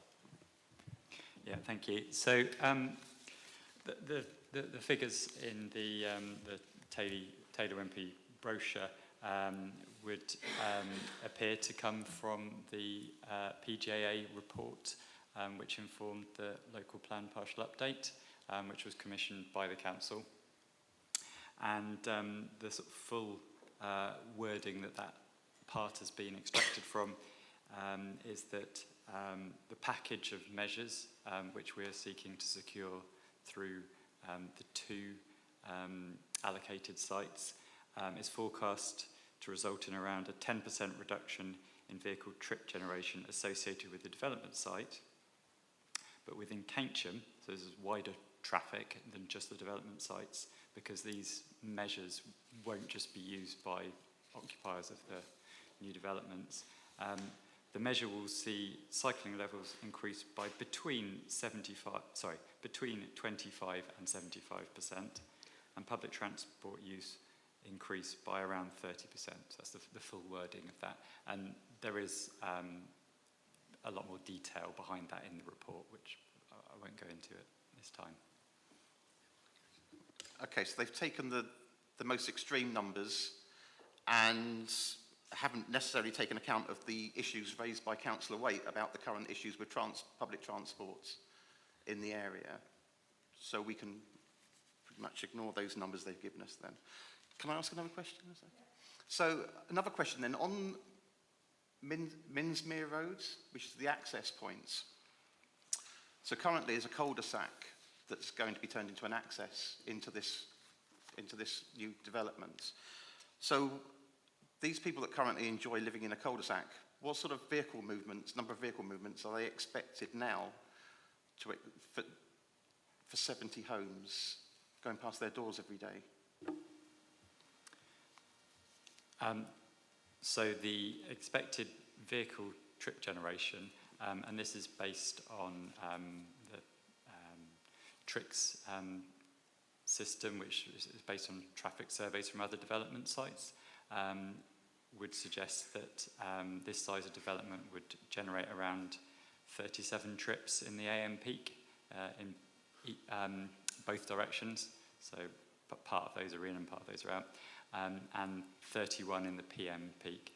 That isn't modified, that doesn't take into account the sustainable transport measures which the developer is proposing, or travel plan measures which could potentially reduce those trips down from that base. But you know, that is a robust estimate, I would say. So I'm not following this. You're saying 37 vehicle movements in the morning peak, and about the same in the evening, from 70 houses, are only going to generate 37 vehicle movements in a morning peak. Is that what you're... have I misunderstood that? Yeah, that's correct. Thank you. So Councillor 70 Hughes. houses, Yeah. potentially with 2 cars per house, doing school runs and going to work. There's only going to be 37 car movements. Yeah, so this is based on the TRICS, or trip rate information commuter system. It's sort of industry recognised system of trip rates based on surveys all across the country, I mean that is typical of a development in the peak hour. And I mean, there will be other trips on other motor transport. This is just the vehicle trips. So obviously there'll also be pedestrian trips, cycle trips, public transport users. Yeah, that is the vehicle trips, yeah. So can I? So, because you may remember we discussed a site in Midsummer Norton, which had a new development that has 60 houses, and that was generating 640 vehicle movements over a day. And this is 70 houses. I'm just not quite sure I'm following the method of calculation here. Yes, I think you're looking at slightly different measures there. So the figure you're talking about with the other site, I think, would be total trips for all modes across a whole day. I can't verify that figure, but compared to the figure that I'm giving you here, which is the vehicle trips in the peak hours, I could probably find the total number of trips, if you'd like me to, across the whole day. Okay. Yeah, it gives you a different feeling. Yeah, I think with school runs, with people going to work, with delivery vehicles in and out of the estate, I think we're into the hundreds of vehicles. Okay, thank you. Okay, thank you. Councillor Bromley. Thank you, Chair. Thank you, Chris, for your presentation.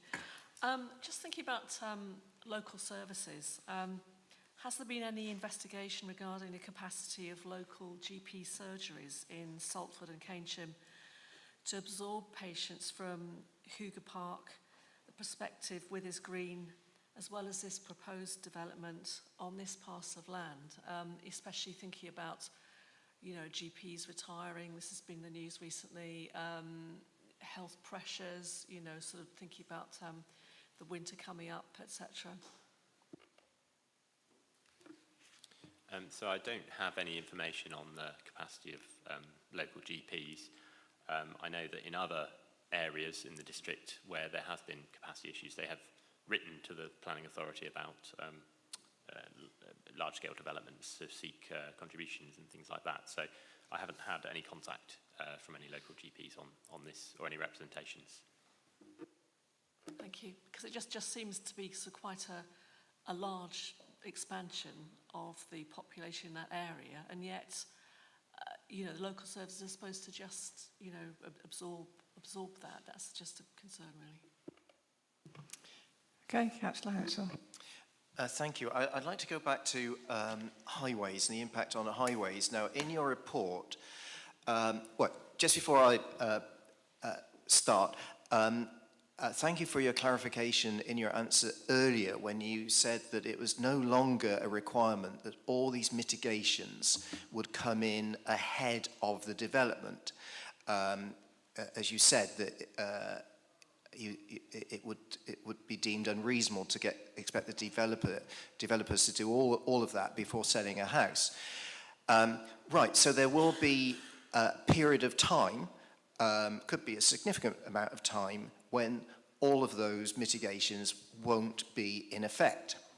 Now, in your report, you say that without the mitigation, Highways have indicated that the junction capacity for the development showed that both the Shandag Road, Bath Road mini roundabout and the Bath Hill, Bath Road, Wellsway roundabout would operate at or over capacity and suffer congestion. Now, that second roundabout, Bath Hill, Bath Road, Wellsway, is absolutely crucial as a gateway into Keynsham. And would you agree that if for a significant amount of time that roundabout is operating at overcapacity and suffering congestion, that will have an impact on local economy, business, etc.? Thank you. Thank you, Councillor Hansel. Yes, I use that route on my commute quite often, so I understand all the issues that people face down there. Now, I think the bit in the report you're referring to is referring to the impact once the development is completed. Whilst there's no longer a requirement in the policy to say that this has to be pre-occupation of the first dwelling, obviously through the negotiations on the Section 106, we will seek to try and get those contributions at the earliest possible point. Now, those negotiations still have to sort of conclude on the exact point of that trigger, but I would expect it to be well in advance of the completion of the development. And that money, given it's a contribution towards these measures, I guess it would be, the council may be able to do, depending on how it wants to do it, it may be able to proceed with those measures itself, because we're implementing them, we're delivering them, and then you claw back the money once that's happened. So we could get on with the work whilst waiting for the contribution if we're prepared to do it at risk, or we could wait and then it's how quickly we can do it. So it is within our gift to deliver those measures quickly. Tom, is there anything further to add on that? No, I think you pretty much covered it. Okay. I have a question, if I may, Chris. The emerging policy, K3D, seeks to allocate the currently safeguarded land for residential development of around 70 dwellings, and that's subject to a number of sustainable transport mitigation measures. Did this consider the proposals that we have here now regarding vehicular access? I think you had another diagram about that, K3D, which showed possible two access points. So my follow-on question would have been, what, if any, other options were considered for a vehicular access to the site for that number of houses? Thank you, Councillor Craig. So the concept diagram, first thing to say is it's a concept diagram. It's not binding like the words of the policy are in that sense. It's a guide, and it does the proposed scheme in front of you obviously does deviate in some regards from this. In terms of the access points, yes, this proposes two potential access points, one from Minsmere Road and one from Higgy Park. And we're obviously only looking at one from Minsmere Road. But the policy does clearly state as well that it should that there should be no opportunity for rat running between the A4 and the Chandag estates. And so I can't quite remember how it's worded, but it essentially says that, and that infers that there is only going to be one vehicle access to this site, with those being, you see the underline on the key, potential vehicle access points. So it doesn't mean both of them have to be delivered. It's just here's two options to be delivered. And obviously, Taylor Wimpey have proposed this one, presumably because of their land negotiations with the landowners here, more successful than the discussions with the landowner here, or perhaps for design reasons. But the scheme that's in front of you does propose a compliant vehicle access, and it doesn't provide opportunities for rat running. So in my view, it therefore complies with that bit of the policy. Okay, thank you. So I know that isn't what we've got in front of us, but just thinking about what the inspector had in front of him. So if it weren't the Minsmere Road access point, if that were closed, there would be no rat running, but you'd have an alternative entry-exit point to that development of 70 houses, which would be in the north. That could, I know it's not what we haven't got before, but that could be a possibility.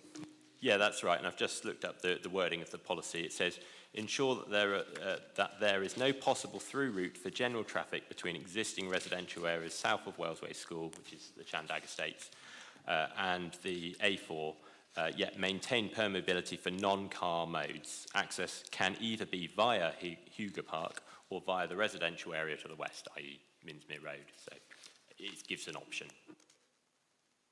Okay, thanks for that clarification. I'm just aware we've been running for nearly 2 hours, and probably this debate is going to be not a short one. So I wonder if you'd... Sorry, I had more questions. I had another Okay, question. okay. Well, when we finish the questions, we'll have a short comfort break to... Okay, right. So when we finish the questions, that will be about 2 hours. So we'll have a comfort break before we do the debate. Right. Councillor Hodge, then Councillor Hughes. Sorry, Chair. Sorry, just a couple more questions. One following on from Councillor Hughes' question. I'm not sure whether you answered this exactly, but the trip reduction is reported in your report of 219 in the morning rush hour and 180 in the afternoon. You said which broadly offsets the trip increase from two sites. So do you have the overall figures for the trips for both sites, so that broadly offsets? The second point I wanted to ask about was that the off-site biodiversity net gain. I noticed that piece of land that Taylor Wimpey have, and I just wondered that they've offered up 1.8 hectares, but it does look like there was a bigger piece of land there. Was the 1.8 hectares just decided on because it contributes 11%, just over the 10%, whereas we could have they might have offered a bigger net gain by offering a bit more land that didn't just meet the requirements. And the final question was about meeting the housing supply. And I understand that the aim obviously is to secure a good housing supply, and that's why the 280 from both sites was in the LPPU. But where are we with achieving the housing supply for Keynsham of the 2,150 for 2029? Are we on a good track for that, as opposed to the actual overall housing supply for the whole of Baines? What I'm saying is this contributing to the overall housing supply where we've got enough in Keynsham, or is it needed in Keynsham? Okay, thank you, Councillor Hodge. I'll take the last two questions first to give Tom time to look up the answers for the first one. So on the biodiversity net gain point, you're essentially right. Our emerging policy does require a 10% increase in biodiversity net gain, and this parcel of land achieves that. Allows them to achieve that 10%. We don't have the policy basis to require them to do more than that. And so they've met our policy, which is all we could really ask and expect from them. On the housing supply point, I don't have the particular breakdown figures for Keynsham, but it actually, when looking at housing, it doesn't often makes sense to look at need on a town basis. You should be looking at a market area, housing market area, because that's where people look for their housing. And that basically covers most of the district. Whilst we have had some oversupply in the past years, we've been over-delivering, and that's a testament to the decisions and the planning policies that we've put in place. There is still this requirement to maintain a 5-year land supply.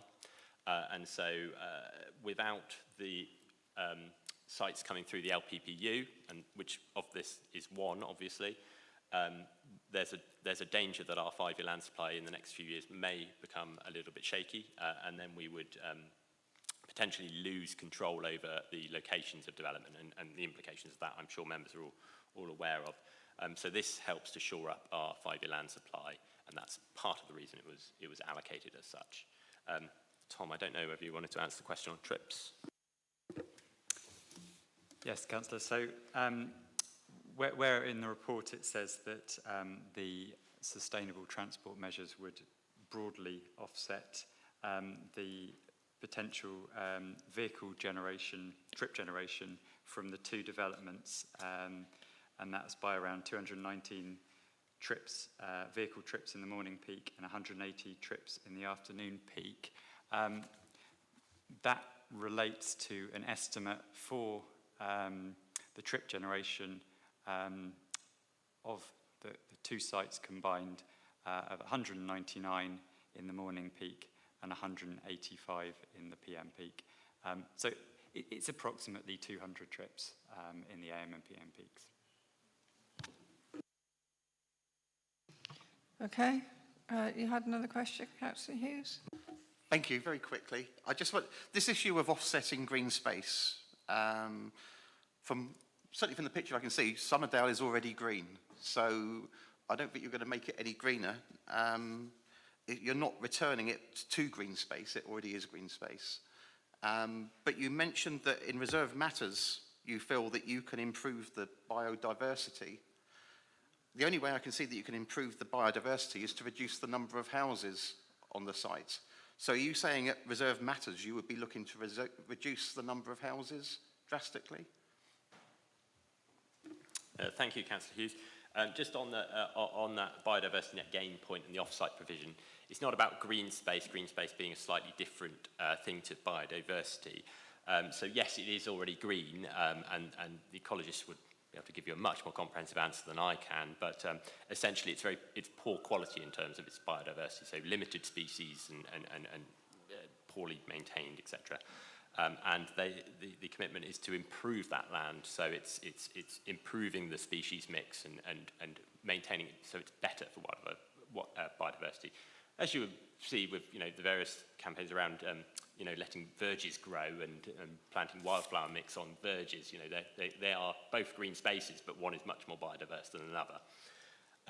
So that on the other point, around the point I made about improvements that can be made. And whether that can be achieved without reducing the number of homes. I'm fairly confident that can be done without reducing the number of homes, because there's a lot of semi-detached homes here and detached homes. There's a lot of space that can be worked with. We're talking about, when I'm talking about biodiversity improvements in the scheme, it's street trees, it's verges, it's swales and suds, and improving those sorts of things, which would all fall within the areas that the parameter plans are showing as the built development area, so the non-green areas here, but that would be greenery within the development, which is what we, a good design development should seek to incorporate in any case. So that's what I would be talking about when I'm talking about improving. But no reduction, you still think it should be 70 homes? The permission will be for 70 homes. If the mix and type of those homes and the size of those homes have to change to accommodate an acceptable development, then that will be something that will have to happen, but it will be an outline for 70 homes.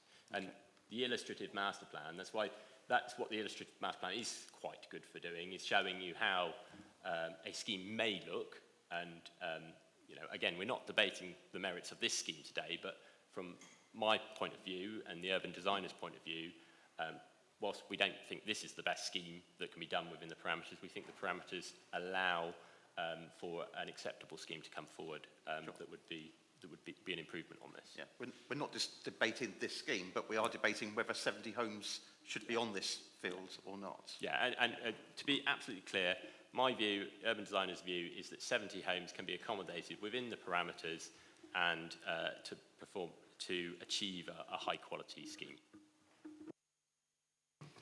Okay, are we done with questions? Have we got any questions? Any more questions for anyone? Okay, let's have a comfort break. Can we make it come back for 3 minutes to 4 now, so 10 past, please.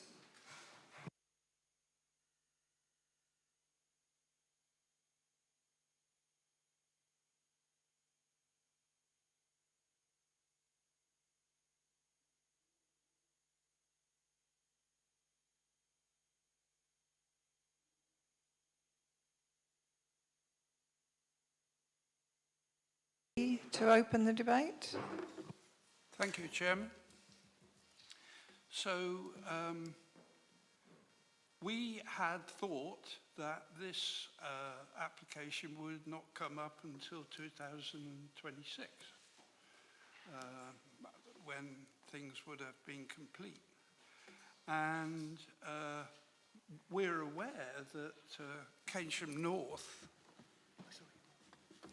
we're aware that Keynsham North is coming along, and so therefore we're also aware that as well as putting homes there, they're going to put a mass transit.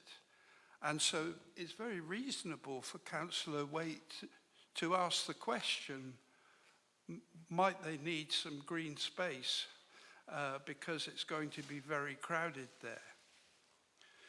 So, you know, part of the reason that we will likely oppose it if it was to go through is because we don't think that we should be brought into play. We believe there are other places that can be brought into play before us. But let's deal with what we've got.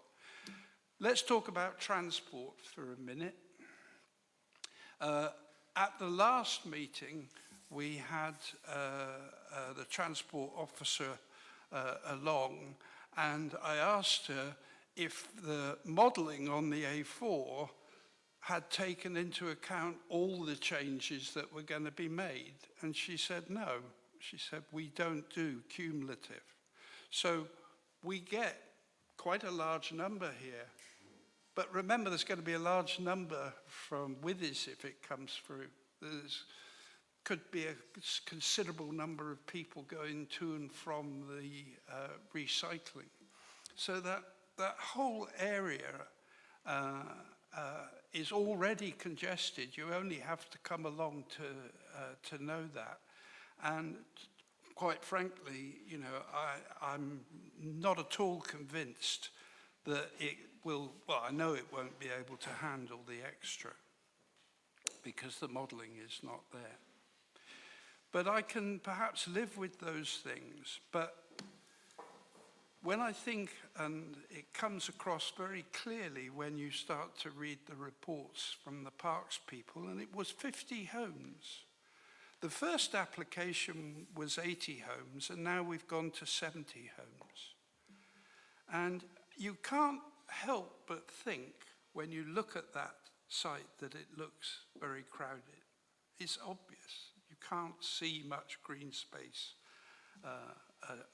at all.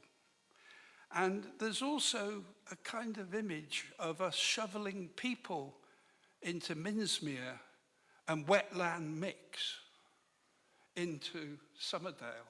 And I don't really like that image, but that's what's happening, isn't it? That's what's happening. We're effectively putting more homes there, and I believe that's because they want to get as much S106 as they can. Well, I can understand that. But let's think about the people that are living there.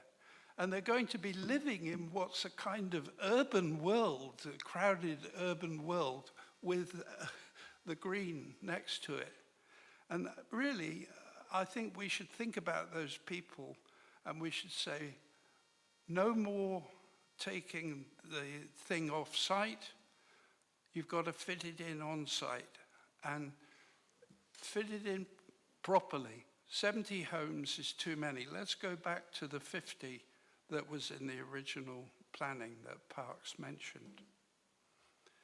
In terms of asking about how things have affected Keynsham and whether there's any planning, which Councillor Hodge came to, Keynsham, unfortunately, sits near a very busy road with a lot of buses going by. And that's why we're in the front of it. I believe we've increased our population by 10%. But I do accept that it's out of Greenbelt, but I can't vote for 70 homes. Thank you. Okay. Councillor Hansel. Thank you. Right. I think we all appreciate that this land has been taken out of Greenbelt and is earmarked for housing development at some point in the future. And I think everybody needs to understand that that will happen. But let's look at where we are now. Now, the LPPU, the Local Plan Partial Update, has not yet been finalised. We haven't got the final verdict from the inspector. We know that the Withy's Green plan application at the moment is on hold, so we don't know yet for sure how that's going to finish up. So there's uncertainty there. I'm concerned about the biodiversity, the off-site. It makes no sense to me that what's being offered 2 miles or more away, when you're dealing with a site that's already a green field, it just makes no sense. Also, what's proposed for the biodiversity to me seems very unconvincing. Okay, some figures have been put together and said to be 11%, but what's described seems quite contrived. So I'm not happy about that. The vehicular access, this estate is quite an established estate. It's been for many years. These roads that we're talking about, Minsmere Road, Windrush Road, so on, they were never meant to be arterial roads on this estate. The arterial roads would be Shandag Road, Herne Lane, and so on. My concern is that vehicles exiting onto Minsmere Road would want to turn right down Minsmere Road, and we've seen pictures to show that it's quite a narrow road, and then into Windrush Road, and then traffic would want to come down Shandag Road. Now, anybody who knows the area, morning and evening, with all the children trying to get to school, the junior school, the secondary school, it's incredibly congested. So that concerns me. Although it talks about a contribution to livable neighbourhood schemes, something needs to be in place to stop rat running through the estate.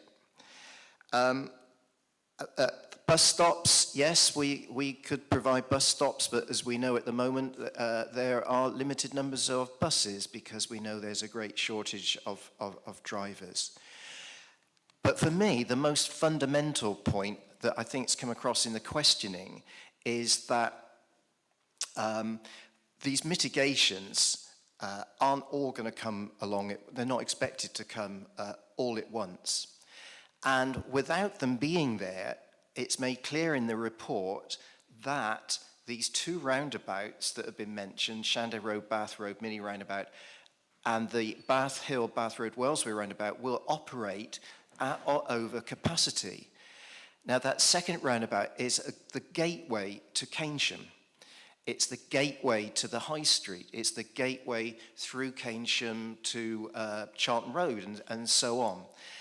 Any congestion there causes gridlock, and to my mind, it would be an unacceptable burden on the Keynsham community for those roundabouts, particularly that second one, to be over capacity. That's just completely unacceptable.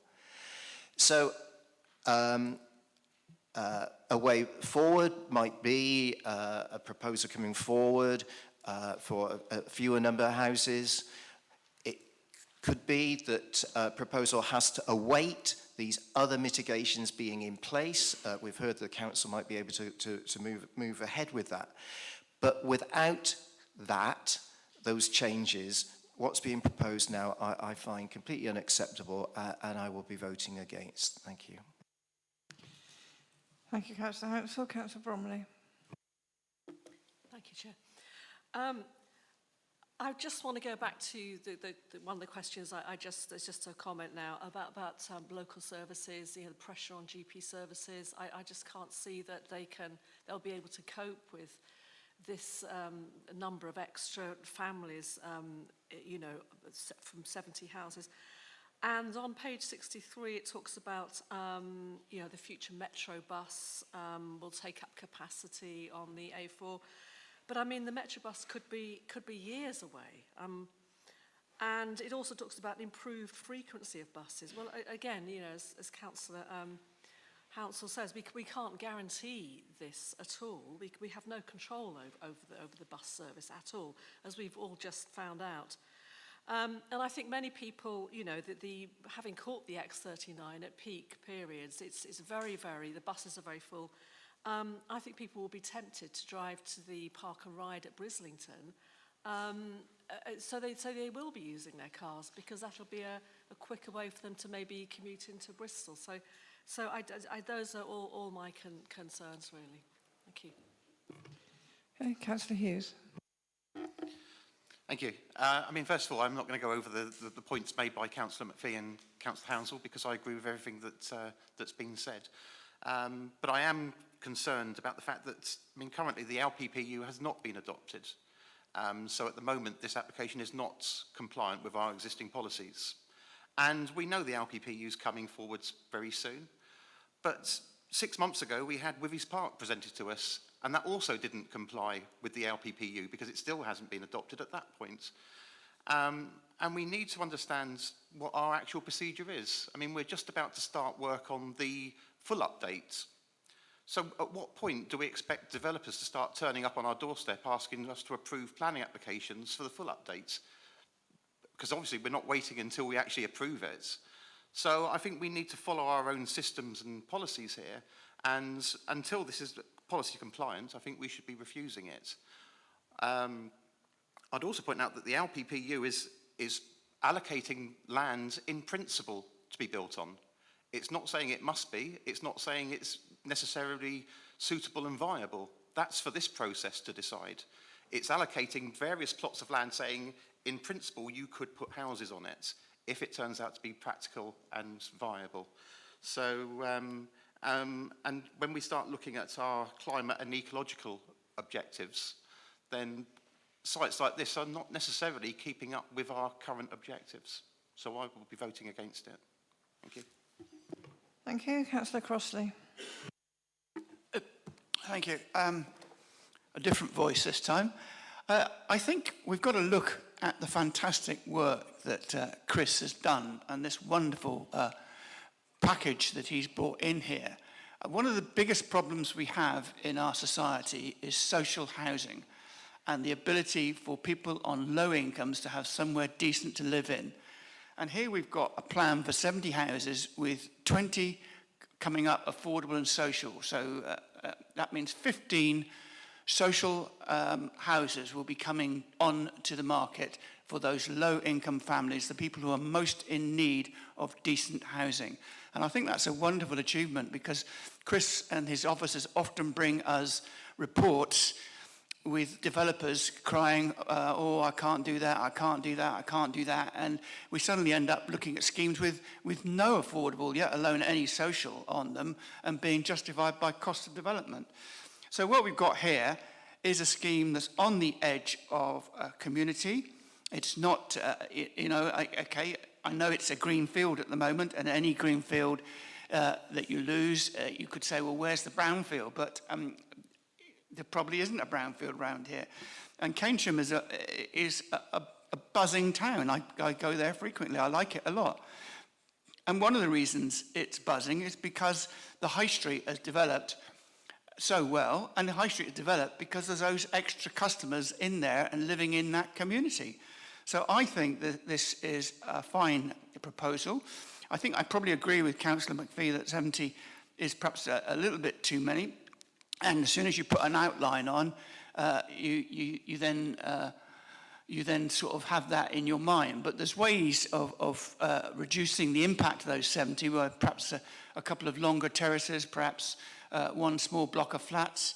And there's ways of that the officers can mitigate that in the next phase.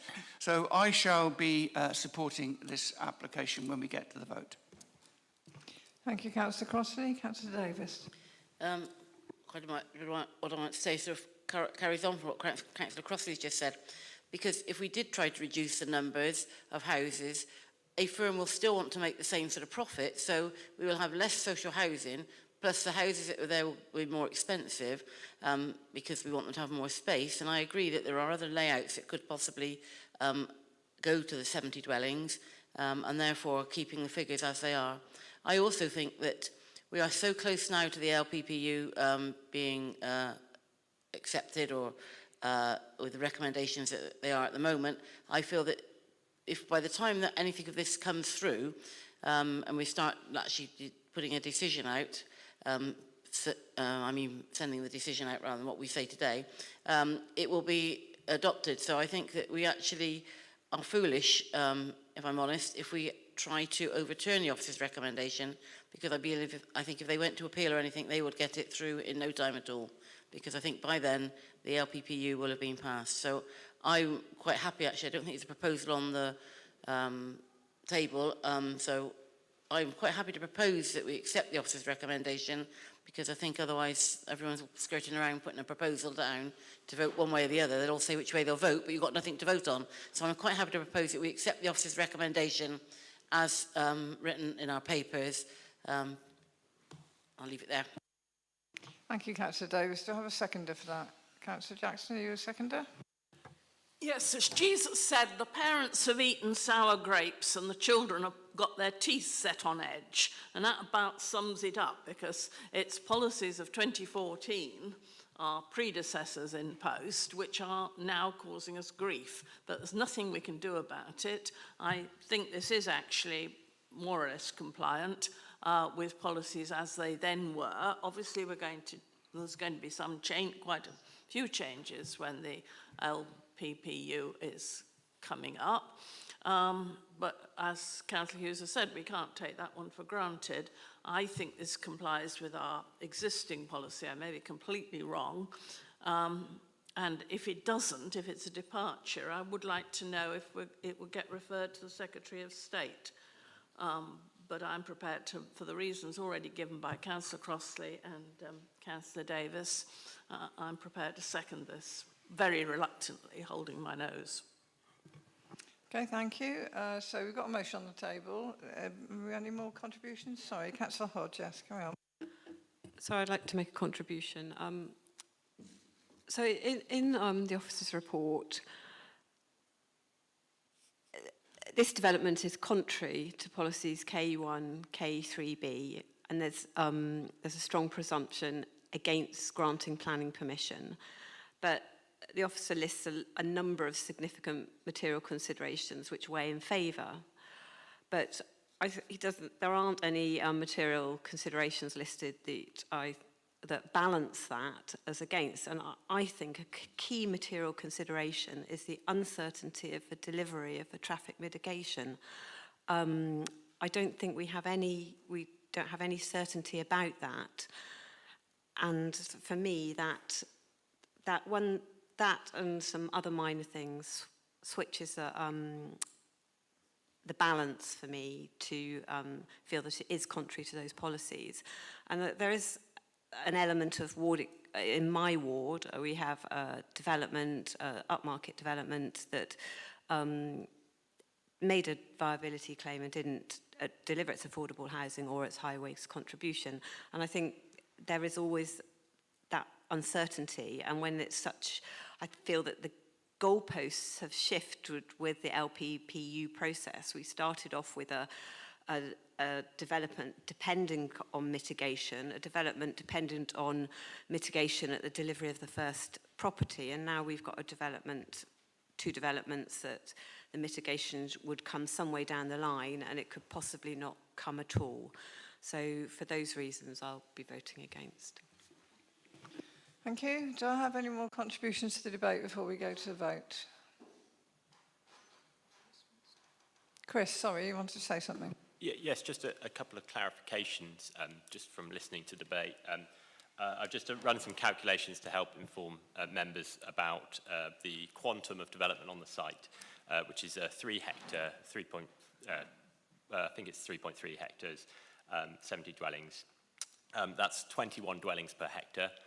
So that's quite a low density, but what you would perhaps expect in a suburban area like this. And if you just limit it to the developable area on the parameters plans, which is something like 2.12 hectares, then that becomes 33 dwellings per hectare, again, in that range of suburban densities. And I just wanted to just point out on the uncertainty of delivery point around the sustainable transport measures. We're always operating with a degree of uncertainty in any planning decision we make because of the way the system works, because of the uncertainty of the future, the economy, the government. As we all know, there's been lots of upheaval in that area at the moment. But the only certainty we do have is if we don't grant permission for this, then those measures won't be delivered at all. And there is also a concern that I would just raise around if there is a refusal and an appeal, and to call back to an earlier question about whether measures could be contested, I do not have any certainty that Taylor Wimpey wouldn't seek to contest the package of measures. So just because they've agreed it with us now doesn't mean that if this was refused and gone to appeal, they could seek to challenge each of these, and then it would be up to the inspector to determine whether each of these measures were justified. And that would be of a concern of mine. But obviously, continue. Thanks for those clarifications, Chris. So another chance, any more contributions, or otherwise we'll go to the vote? No? So the motion we have on the table is to support the officer's recommendation proposed by Councillor Davis and second by Councillor Jackson. All those in favour?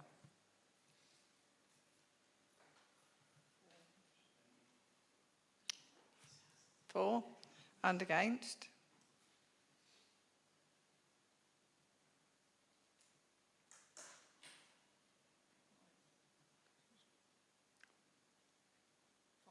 Five. Abstentions. So that one has fallen, I'm afraid. Councillor McPhee? I mean, I wonder if there is something that we can work that actually is acceptable. Okay, I'll get there. Yeah, we have what we have before us. Okay. I wonder if okay, let's try something which in my case would mean that we would delegate the officers to not go off site with the BNG. Take some advice on that, but I don't think that is something that we could ask. Who wants to answer that? It's quite straightforward, isn't it? They don't actually go off site. That's not what we have in front of us, though. I don't think that's... Anyway, I'm... If you wish the... can I come in? Sorry. Yes, of course, yeah, please. Just to answer that point, if you wish the officer to negotiate on something which is fairly significant and material, then my suggestion would be that you'd have to defer to the officer to have those negotiations and report back. It wouldn't be something that you could necessarily delegate to permit on that basis, as it were, or refuse. You can't really take that decision without those negotiations because it is material and significant. So, if I'm understanding then, in order for anything like that to take place, we'd have to vote on deferring it to allow the officer. Defer for negotiations, further negotiations. Right. Councillor Hansel. Yeah. I propose that we overturn the... I propose that we object to this application, contrary to the recommendation of the officer. On the grounds of? On the grounds of lack of meaningful highways grounds, that the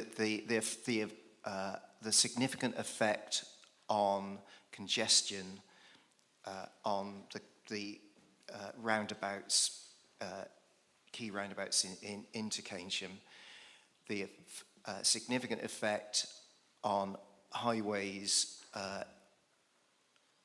on the estate on Minsmere Road. The problem of biodiversity net gain not being demonstrated on site, and concerns generally about the transport mitigation measures being inadequate. But I'm happy for anybody else to chip in if I'm missing something.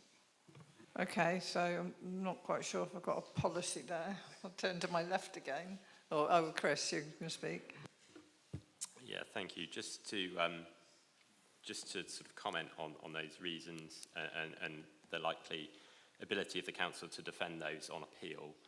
I think we would need to understand more specifically what the highways concerns are. You said the significant effect on congestion.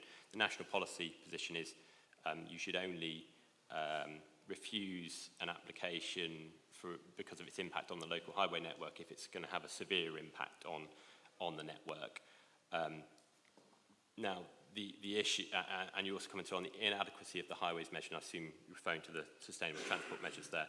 The issue the council will have with defending that position is that the approach that has been adopted through this application is the council's approach that we are proposing. So at an appeal, it will be very difficult for us as the council to argue against our own sustainable transport strategy for Keynsham. So I don't know whether you want to clarify that a bit further.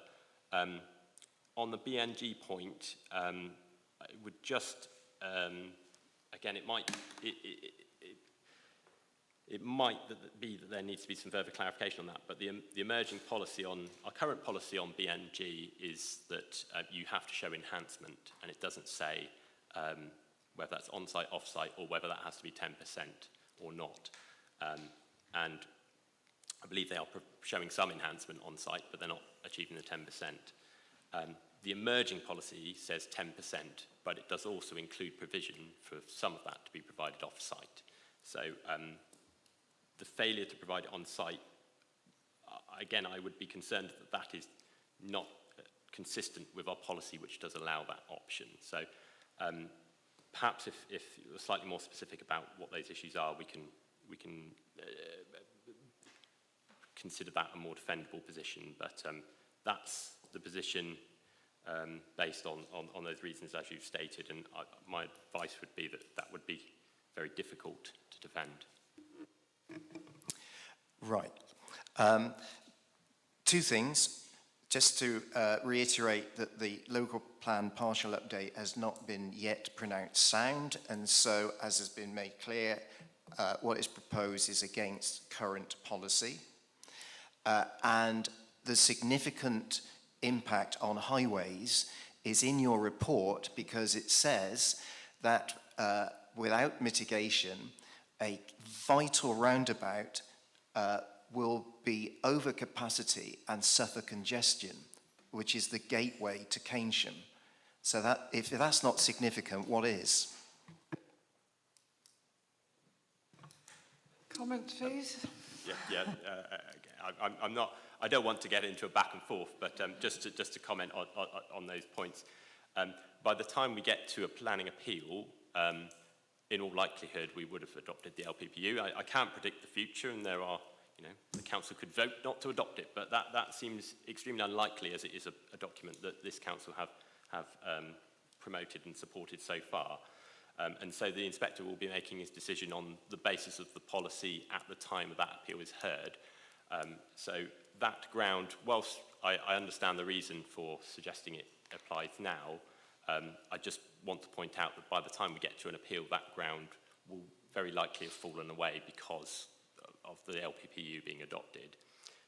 On the highways point, yes, the report does say, without the mitigation, there will be a severe impact on the highway network, on those, and an impact on those the capacity of those networks. But this application does propose the mitigation that we've asked for. So, again, our ability to defend that that reason will be will be slightly undermined by the fact that the mitigation is being proposed. Thank you. Councillor Davis, you had a comment. I wonder if it might help if we ask for a deferral to just look at the issue to do with the double check that they can't put more than the, they need to take some of the 10% off site, just to double check whether there's any chance that with a little bit of negotiation, because that seemed to be an area that caused a little bit of angst amongst people. Because I actually believe I wouldn't have proposed the first case if I hadn't thought that we were in a strong position if this went to appeal, that we'll be in a very weak position. But I wonder if, as we've got the position we're in, if a deferral for, say, 1 month, just to see if something could just be achieved. I have to be honest, I think Chris has done a brilliant job, but I'm just wondering if it might just be a way to help us at this very minute in time. Okay, well, thank you for that. At the moment, we have a proposal on a motion on the table, but I'm not sure we've got agreement on clear policies. No, I know it hasn't, yeah, because I need to know what the wording of it is before it can be seconded. Councillor Hughes, you wanted to... Thank you. Yeah, I mean, for me, I mean, this is clearly, for me, it's overdevelopment of the sites. And that's demonstrated by the need to offset to the Somerdale facility, and particularly with its proximity to, it's adjacent to the woodland area. So I think with its proximity to a protected wooded area and the sheer volume of houses they're trying to squeeze onto the site, I think it's just overdevelopment. Okay, thank you. Councillor McPhee, you want to speak? I would support the proposal for referral. I think this is straight. I think we can get it right. Okay, but that's not what we've got on the table. We're overturning the officer's decision. I don't think we're clear on the policies yet from Councillor Hounsell. We've had a bid for overdevelopment from Councillor Hughes. I think I have been clear. Significant impact on highways grounds. A significant impact on the highway. Okay, yeah, would you have to come in?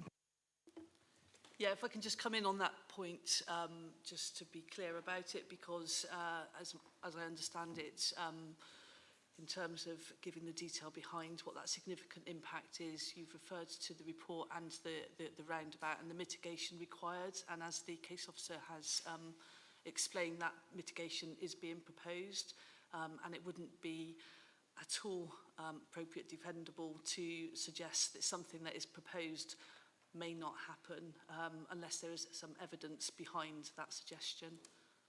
So that would be very difficult. So I think we would need to be just, you know, obviously it's for members to decide if they want to refuse on that basis, but we do need to be clear about that point. Okay.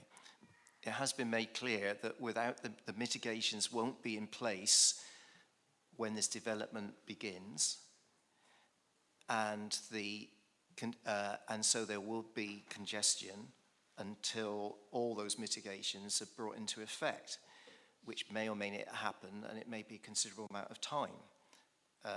So it's in the report that there will be congestion. Yeah, all of that is so, but then all of the houses aren't going to be sold from day one, so there won't be the volume of traffic. Anyway, Councillor Hodge, I know you're waiting to speak. Any more? Say the same again. Councillor Hodge, what do you want to say?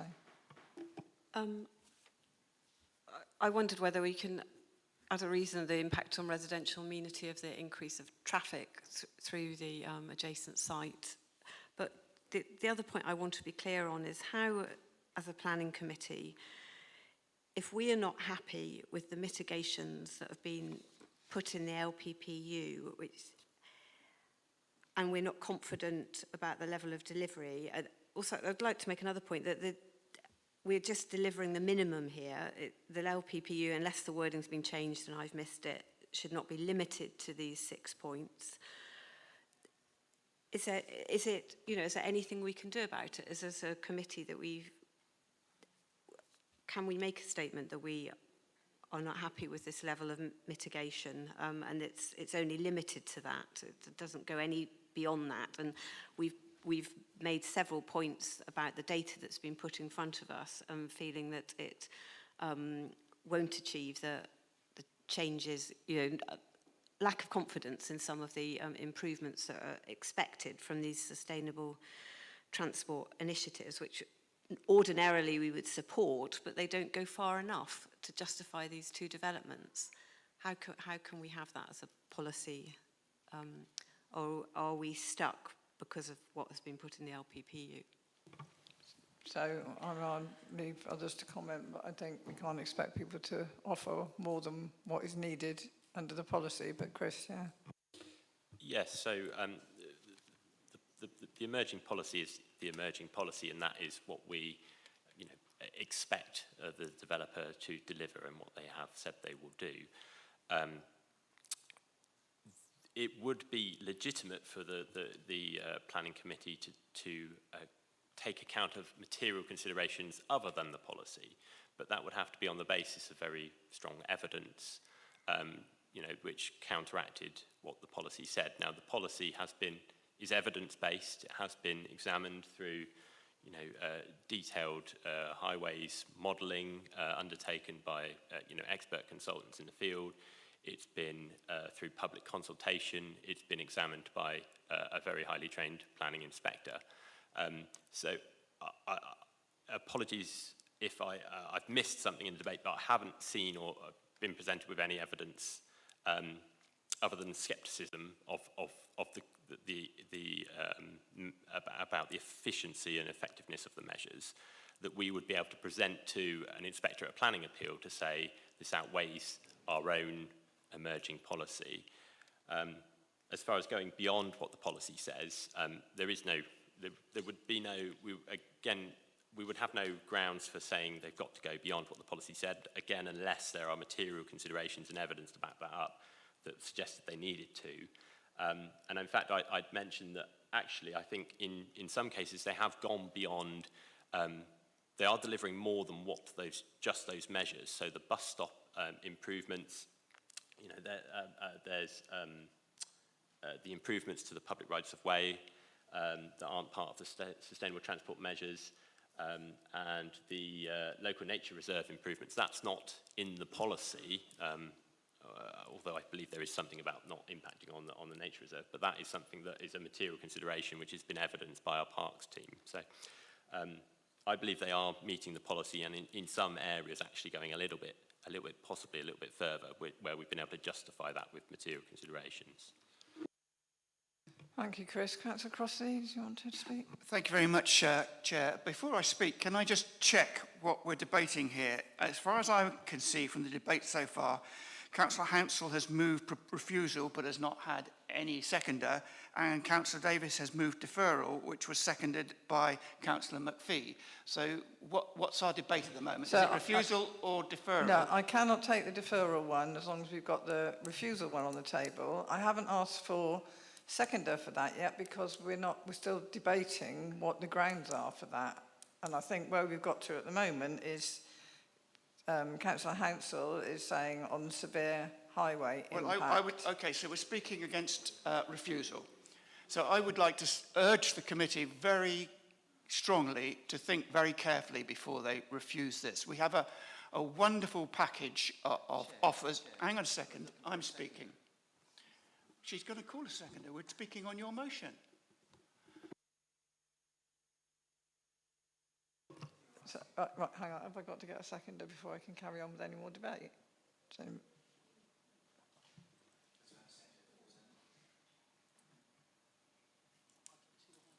no, I will. Councillor Jackson. With respect, I don't see how anybody can second this motion unless they know that there are solid grounds. No, that's right. For the resolution, for the refusal. Yeah. And I, in a way, I think Councillor Crossley, if he's going to clarify the fact that there aren't any solid grounds for refusal, will be doing us a service. Yeah, carry on, Councillor Crossley. So I'm speaking against refusal, which isn't yet on the table because it hasn't been seconded. But from my perspective, there are no substantial solid grounds for refusal. And what I would urge the planning committee to look at before anyone seconds this refusal is to have a look at where committees have overturned on highways grounds. The judges and the lawmakers look on that very disparagingly, because at a committee here, we can't supersede the work that's done by highways officers. And the highways officers' work has been part of what the officers considered in coming to their considered opinion about permitting. So I would suggest that if we refuse on highways grounds, we would be in a lot of trouble when this gets to the court system, because they will not accept it. So if you're going to refuse, it can't be on highways grounds. So I think Councillor Hansel has to find a ground that would stand up, and then we can debate that. And I'd like to come back and debate against it, because I think refusal is the wrong process, and I think our way out of this catch is a deferral, to pick up on Councillor McPhee's and Councillor Davis's point, that actually can we improve the BNG element of this package. Thank you. Okay, so let's get a seconder for this then, if you have one. So Councillor Hansel has put a motion on the table to overturn the officer's decision on the grounds of severe highway impact. Who would like to second that? Councillor Bromley. Yes, well, I will second it for the reasons we've already outlined, that the increased congestion, it makes the whole scheme, added to the other schemes, unsustainable for the local network. It's going to create you know, huge traffic confusion and congestion, and I think it's unacceptable. Okay, so we have a motion on the table now with a seconder. Councillor Jackson, you wanted to speak. And I have Councillor Indeed, because I find this is very disturbing. I spent a considerable amount of time in a traffic jam yesterday trying to get into Midsummer Norton down Silver Street. And it's only 2 or 3 months since this committee voted to allow a large housing development at the top end of that development. We have got such a package. I know that most of them were voted through in Mendip, but nevertheless, we've got such a package of development up there, and yet this was not considered adequate grounds for refusing the application in Silver Street, Midsummer Norton, which had come through to us. The congestion that we're all very well aware of around Keynsham depends on far more factors than the fact we've got 2 new housing estates planned here. It's to do with the expansion of Bristol Airport, dare I say it, with the buses going through to the airport, bus congestion because of increased development in Bristol and people going to work there. And I haven't completely followed the history of the outer ring road round Bristol that should have been developed, or the various other Bristol highways plans that have not gone through for various reasons, but they certainly cause a bottleneck in Keynsham because the traffic can't be dispersed onto improved ring roads. So I'm afraid I just don't think this highways argument stands up, because even if there were 70 fewer houses in Keynsham, we would still have people trying to get to Bristol. Obviously, I hope the train service is going to improve, but not everybody lives near a railway station. So I would like you to look at this in the wider context, plus the whole core strategy idea that development would take place in Keynsham, Salford, because what is the alternative? We'll have this housing estate in Charlton Lane, Westfield, which is the boundary with Mendip. It's a narrow lane, there's a field there, they'd love to develop it, but we have taken the line they should not, because people will commute to Bristol and they need to live much nearer Bristol than Midsummer Norton. So, you know, I'm totally against this, and for once in my life I find myself totally supporting Councillor Crossley. Right, Councillor Hughes, I know you want to speak, but Sarah just wanted to come in with something for a moment. Thank you, Chair. So we have a motion on the table. We have had it seconded, it did now. And before this continues, I just want to raise a note of caution. picking up on what Councillor Crossley was saying with regards to the highways and the evidence behind decision making, where you are going to refuse something on highway grounds that is supported at the moment by evidence to say that the situation is acceptable, then it would be something that would be expected that you have some form of evidence to the contrary if you are going to refuse it on that basis. And on the basis of the debate that we've had, I haven't actually heard any explanation as to the evidence that supports the claims of highway harm, and my main concern being that the references have been primarily around scepticism and assumptions that are unsupported. And whilst it is entirely for members to come to their own decision, I have to raise with you the concerns and the fact that as I see it, the motion on the table, if it is to go to appeal, could run the risk of there being costs against the council. Thank you very much. Councillor Hughes, you wanted to say? Thank you. Yeah, I mean, my concern is the motion on the table at the moment doesn't actually cover what we're trying to achieve. For me, trying to stay focused on what we're actually looking at here, in an ideal world, I'd like to see a reduction in the number of houses and the biodiversity brought back on site. That's what I would like to achieve. Now, whether through common sense, the officer could then discuss that with the applicant and see if a compromise could be made, that would be, from my business, with my business head on, that's the approach I would like to see happen. And I don't think that the current motion will allow that to happen. So, so unless it could be modified, I'm struggling to support this current motion. Okay, Councillor Hounsell. Right. I'm willing just for just to help us move on to withdraw my motion. So we're back to we voted to overturn. We've had one vote already, which you can remind us what we've actually voted. Can you just say again what there was a vote? What have we voted for? We've so far we've had to support the officer's recommendation. And that was defeated.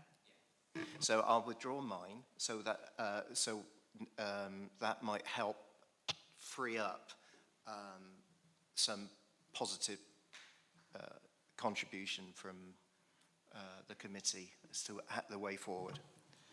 Okay, Councillor Hodge, you wanted to speak? I just wanted to question to the officer to check that so the objections, the highways objections have all been met by your two ST7, ST1 have all been met by your contributions, just to be clear on that. Yes, that's the officer position. Yeah, okay. If I just very briefly might offer a suggestion that from listening to the debate, and obviously it'd be for members to decide how they want to proceed, but possibly a deferral to allow officers to investigate whether more BNG could be provided on site, and to also have some further discussions about the precise triggers for these contributions so that there's more certainty over when those will be delivered. We could come back to you hopefully next month with some further information on that. Okay, thank you. Yeah, I've been through everything now. Councillor Davis, you want to speak? Yeah, I'm quite happy to add the bit about triggers to what I said earlier on. So I think that was actually proposed. Well, I think Councillor, I'm quite happy to propose what I said about a deferral and picking up the points really that the officers just said.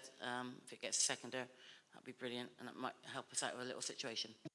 Okay, thank you, Councillor Davis. So I think what we have here then is a proposal from Councillor Davis for a deferral covering what the officer has just said, which is to try and negotiate more BNG on site and possibly discuss the triggers for the contributions. Bring us to that, okay? So do I have a seconder for that? Councillor McPhee?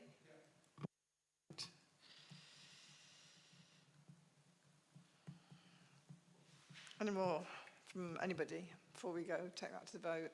Councillor Hughes? I'm fully supporting that. Will that include a discussion about the housing, the quantity of housing on the site as well? I don't think so.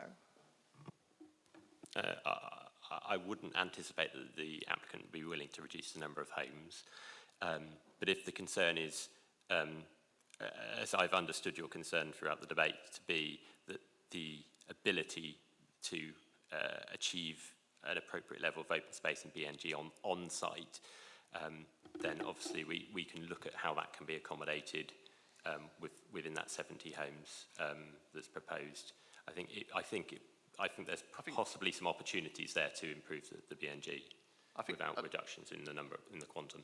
So for me, it's not just the biodiversity, it's achieving the right balance here, the total balance of biodiversity, number of homes, traffic flow, impact on the existing residents. It's all of those, and to achieve that, you'd have to question the number of properties being built on the site. Otherwise, you're probably not going to achieve anything. It's a balance, and I'm hoping that a sensible discussion would also include the number of properties. Sorry, okay, well, but at the moment we have a proposal on the table, so we'll take a vote on that. If that falls, then we can come back to what you're saying here. If it doesn't, we go through to deferral, and what comes back you're not comfortable with and would like to then bring forward a motion, then that would be possible next time. Sarah, you'd want to speak? I was just going to say that the course of negotiations could lead to all sorts of different results. So I presume it wouldn't preclude something that looked at the housing numbers if that was something that was acceptable during those negotiations. However, I think it would be very difficult to say that it has to do that. So I would just suggest that you leave those negotiations, and the officer and the applicant will have heard your concerns, and they can take those on board and come back with the best results that they can through their negotiations, and then it will be for members to decide whether that is meeting their requirements. Yep. Councillor Crossley. Yeah, I disagree with Councillor Hughes here. I'm very clear that Sally Davis has asked for a deferral to look at BNG and perhaps the triggers for delivering those, not the mix of the houses. I am really delighted that we've got a scheme that is finally providing us with a significant number of social housing units. And what happens when you go back and say we want to reduce from 70 to 50, the first thing that goes is all the social housing. And we've seen that time after time after again. So I hope Councillor Hughes can reconsider his position and support Sally Davis and how in their deferral on the two grounds. But if the reduction in the housing is his key issue, then he has to vote against Sally's motion, and he should have voted for the refusal. So, you know, we can't redesign the system. What we're doing is saying we would like you to relook at two issues, not the units, because I think that most of us would want the social housing units. And I think the officers have done a fantastic job already in getting to where they've got to. If they can get us a better deal, you're looking at triggers and BNG, then I think that's fantastic. But I should be supporting Sally Davis on this one. Thank you, Councillor Crossley. So, to be absolutely crystal clear, proposed by Councillor Davis, seconded by Councillor McPhee, deferral, hopefully to next month, for more BNG on site and the triggers for the contributions. Those are the two things that are coming back with. If we need to have a further discussion on number of houses, that'll be for next time when this comes back. Okay, so is everybody clear about what we're voting on? Okay, so all those in favour?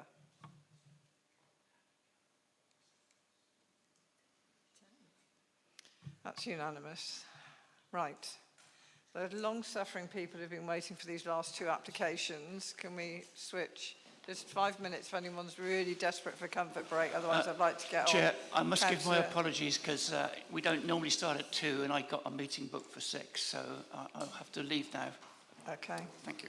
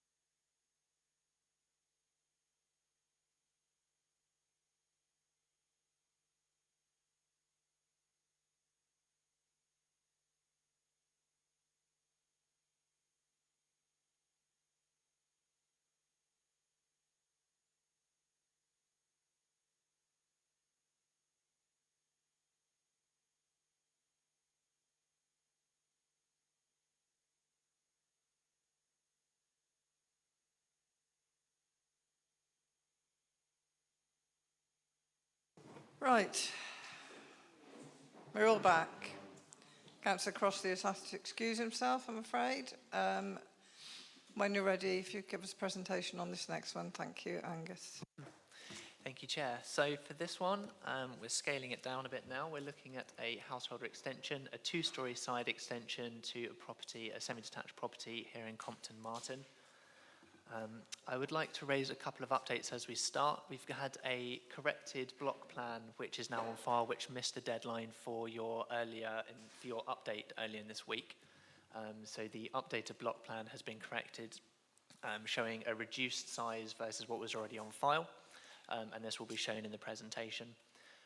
It was also queried why this had come forward to committee, as the chair and vice chair comments weren't on some of the planning documents available, but were on others. So for clarity, I put them up on screen here. So with the vice chair's comments, I've read through this application carefully, noting the comments from third party and statutory consultees, including Compton Martin Parish Council, reason for objecting. The officer has worked with the applicant and amendments have been made to address many of the concerns raised. However, I think this application would benefit from debate by the planning committee, so the amended application can be fully debated fully in the public arena. And then underneath are the chair comments.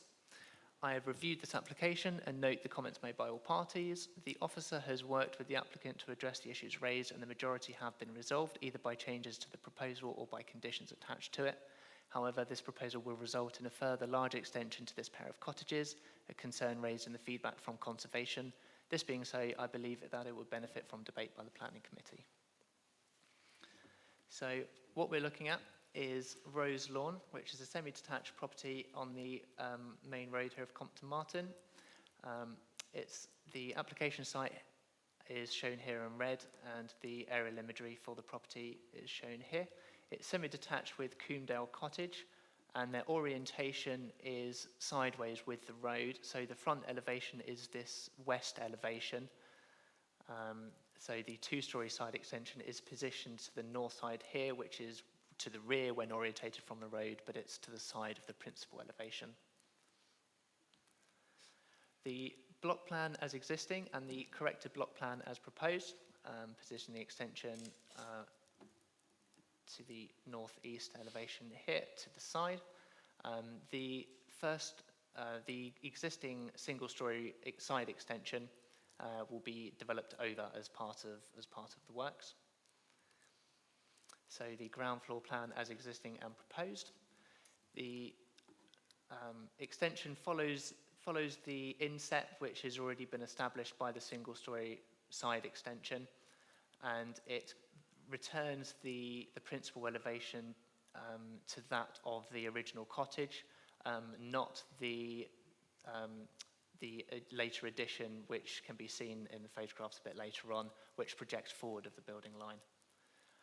The first floor plans, obviously as existing there is no first floor. You're seeing the roof here of the single-storey extension. The first floor plan, first floor extension will provide a small hallway for a bedroom and a bathroom within the extension, and a staircase up to a loft space, which on occasion can be used as an additional bedroom, bringing the total up to 4.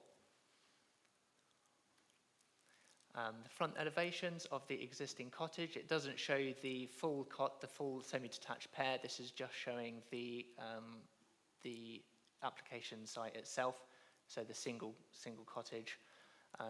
The projection forward from the principal elevation, as will be seen clearly in the photographs, is this box here, and the existing single-storey extension to the side.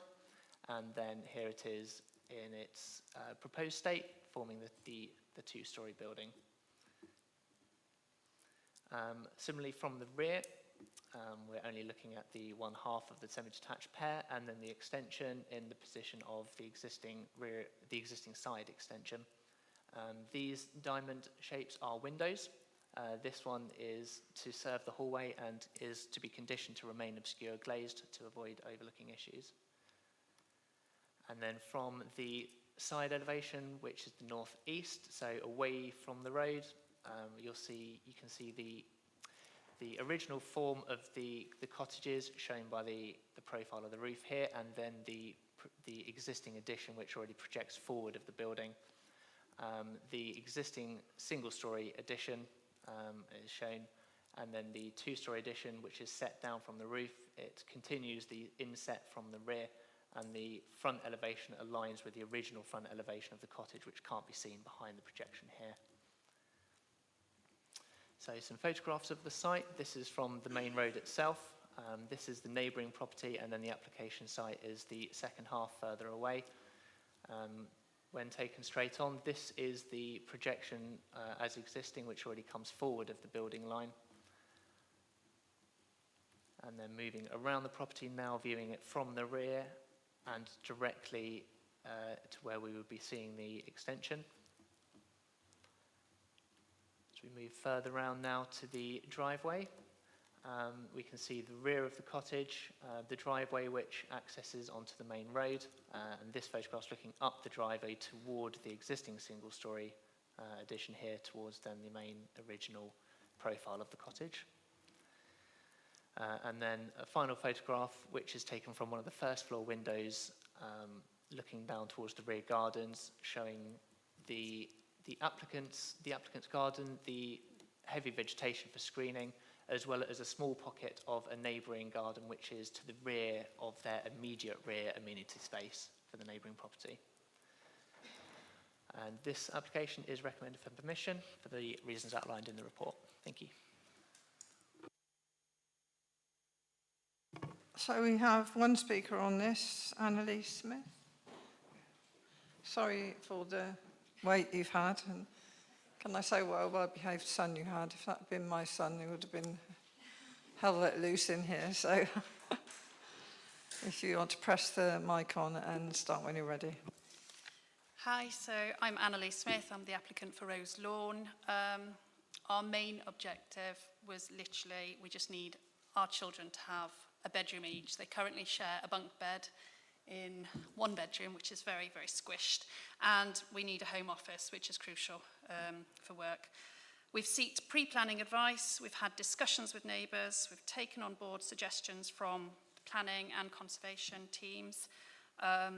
We have amended and submitted further revisions. We've corrected initial errors, which didn't help the initial process.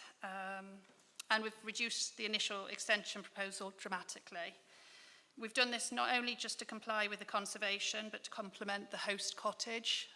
We agree the original plans were not complementary, shall we say. But also in keeping with the surrounding areas. And we've also, we're happy to do the additional cost and finishing of stonework on, especially on the front of the building, because that will be in keeping, even though the existing extension is currently of render. We believe every objection should now be satisfied with the changes we've made to the plans. Ultimately, we just need the extra space so my children can sleep in separate bedrooms and I can sleep and look a little bit younger. Thank you very much for your time. Thank you. Questions to the case officer? Do we have any? No? Okay, we'll move straight to the debate then. Who would like to open that? Councillor Hampson. I propose that we accept the officer recommendation to permit. Okay, that was quick. Could we have a seconder? Councillor Jackson. More than happy to second this, and I'd also like to compliment all parties on their collaboration, negotiation and modifications, because I think the first round would have been impossible, but this seems quite appropriate. Thank you. Somebody have their hand up over here, did I see? No, no, no. Anybody else like to speak? Can't really go this fast, can it? Okay, I'll put it forward for a vote then. The motion is to support the officer's recommendation proposed by Councillor Hounsell, seconded by Councillor Jackson. All those in favour? 9, which is unanimous, and that's passed. Thank you again for waiting.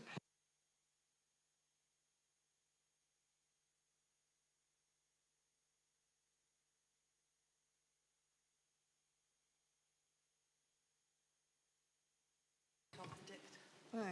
Right, if you have the next officer up for our final one, please.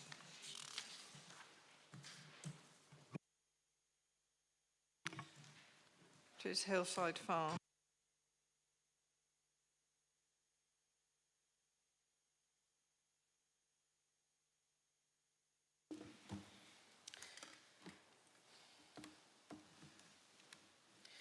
So this is item 3 on the agenda for Hillside Farm, which is located in Farnborough. The site is situated within the Greenbelt, and this application proposes retrospective planning permission for the erection of a garage. So this is the site location plan. On the left, where the garage has been erected, is outlined by the red outline, and the wider ownership of the site, which includes the residential curtilage along with some agricultural fields, is indicated by the blue outline. And then on the right, the site is indicated by the red star. And then you can see Hillside Farm, which is the farmhouse associated with this application. This is the building that has been erected. So the top left is the front southern elevation. The right-hand side is the rear, and then the two sides. So just some site photos, this is the building in question. The front there on the left with the two garage doors, and the rear. And then just a view further south on the left there, and then some internal photos. Officer recommendation is to refuse for the reasons stated within the committee report. Thank you. We have one speaker on this one, David Gunter, if you'd like to come up. And same apology to you for the length of time that you had to wait. That's how it goes. If you'd like to put the mic on when you're ready and start. Thank you. My name's David Gunter. I'm the owner of Hillside Farm and the associated land, or my company is the owner of the associated land with Hillside Farm. I've lived there for 42 years, and we've owned the agricultural land for in excess of 25 years. I think it's actually closer to 30 years. It's always been agricultural land, and the reason I've built this garage, or shed, or whatever you want to call it, is to basically keep all my equipment in one place. At the moment, we have stuff in equipment in Salford, where I have some land, and Stockwood Vale, where I also have a fair parcel of land. So it'll keep all my equipment in one place, basically for security is the main thing, because we've put CCTV on this shed and an alarm system. And if you read the NFU guidelines or the police guidelines, everything I've done is in with line with what they recommend to protect agricultural equipment from theft or vandalism. And in the last year, 42, according to NFU numbers, 42% of agricultural properties were subject to crime of some sort or other. Now, the officer says that this is not agricultural land. Well, I refute that, because on that land is a diesel tank, which contains red diesel. The last lot which I bought was in March, I think, of this year. In April of this year, there's government guidelines that says red diesel can only be used for agricultural purposes, no other purposes at all. So why would I have bought red diesel at that time, this year, a month before the recommendations? The officer just hasn't listened to what I've had to say. And I think it's just gone in one ear and out the other. But we basically use this land for access to the local fields. We haven't got to go out into the main Timsbury Road. We can go out to Tilly Lane, 75 to 100 metres at the bottom of the driveway. We're into our agricultural holding without going on to the main road. And like I said, the main thing is the security. And I've made it look, if it looks more domestic, I'm sorry about that, but I only know how to do one thing, and that's do it properly and do it within keeping with what's around. I didn't want a concrete rendered shed there or a tin roof, but if the officer wants me to do that, I'm willing to overclad it in an agricultural materials.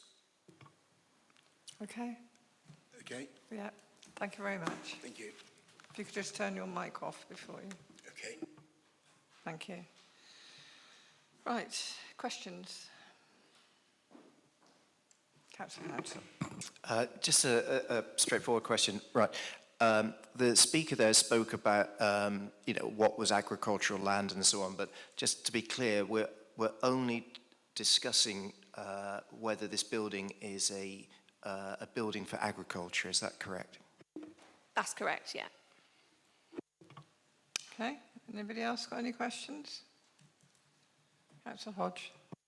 So does it just come, the positioning of it doesn't matter, and it just comes down to what it looks like and the perception that the look is more of a residential garage than something that would be used for agriculture? So the consideration is kind of threefold in this instance. So the siting does come into it, not necessarily the actual use of the land where the garage is sited, but in this case, where the garage is sited is not directly linked excuse me, to the agricultural use, and it is more closely linked with the domestic premises, given that you have to exit where the garage is, go down the lane and then onto the agricultural premises, or go through the residential garden to the agricultural site. So because of that, the use of the garage is more closely linked and can more easily be linked with the residential use. There is also the consideration of what the garage does look like, although that doesn't what the garage looks like doesn't preclude what it can be used for. Some of the things that have been installed in this garage are tantamount to a residential use rather than agricultural, and the intended use has also been stated to be a mix of agricultural and domestic, and there will be some overlap between that, so it's not solely for agriculture. Okay, Councillor Hansel. Right, I'm just trying to get my head clear on this. There were two entrances to what we've just seen. If, say, two tractors were stored in there, that would be fine. But if it was a tractor and a motor car belonging to the resident, that wouldn't be fine. Is that what we're saying? So it has been stated that a mini tractor will be stored in the garage. The issue is that the garage is not sited in a location which is easily accessible or directly accessible to the agricultural field. So they may well use this garage to store a mini tractor, but given the other considerations for the siting, the appearance and the intended use, it has been considered that this is overall tantamount to a residential use rather than agricultural. Right, just one more question.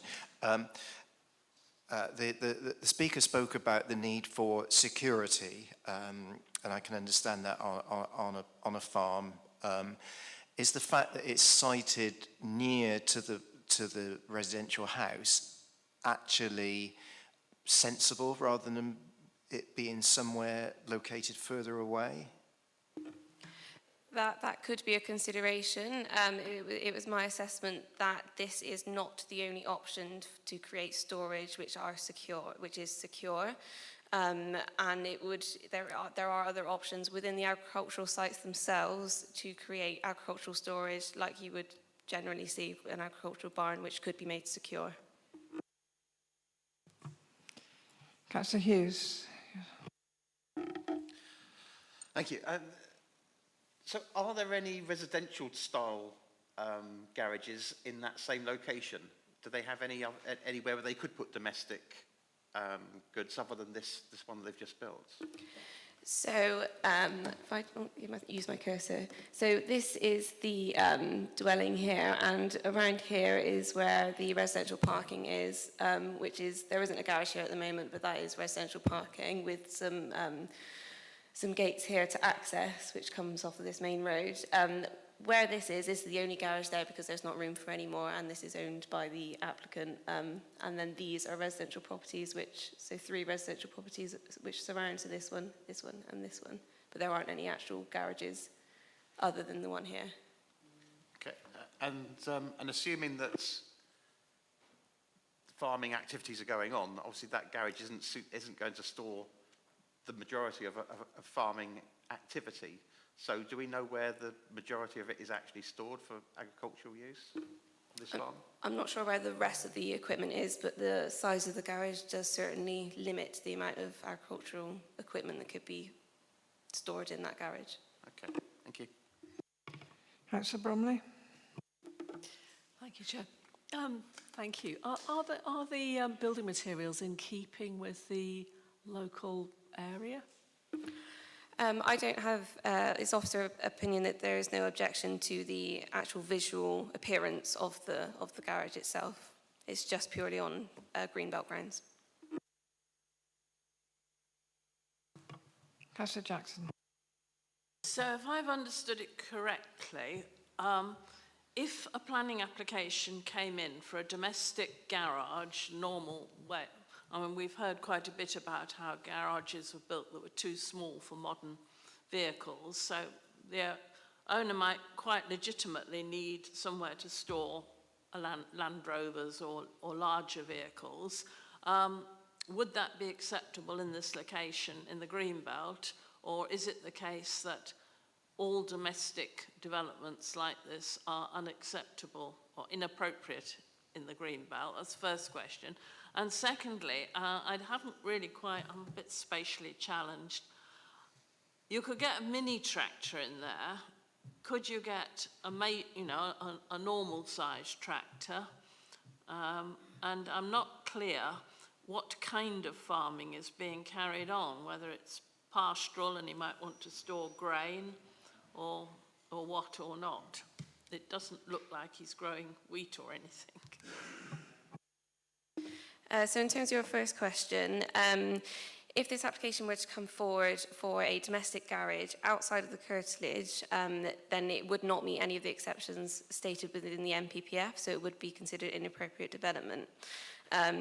If it was within the curtilage, it would have to have been considered a sufficient distance to the main property to then be considered an extension to that property.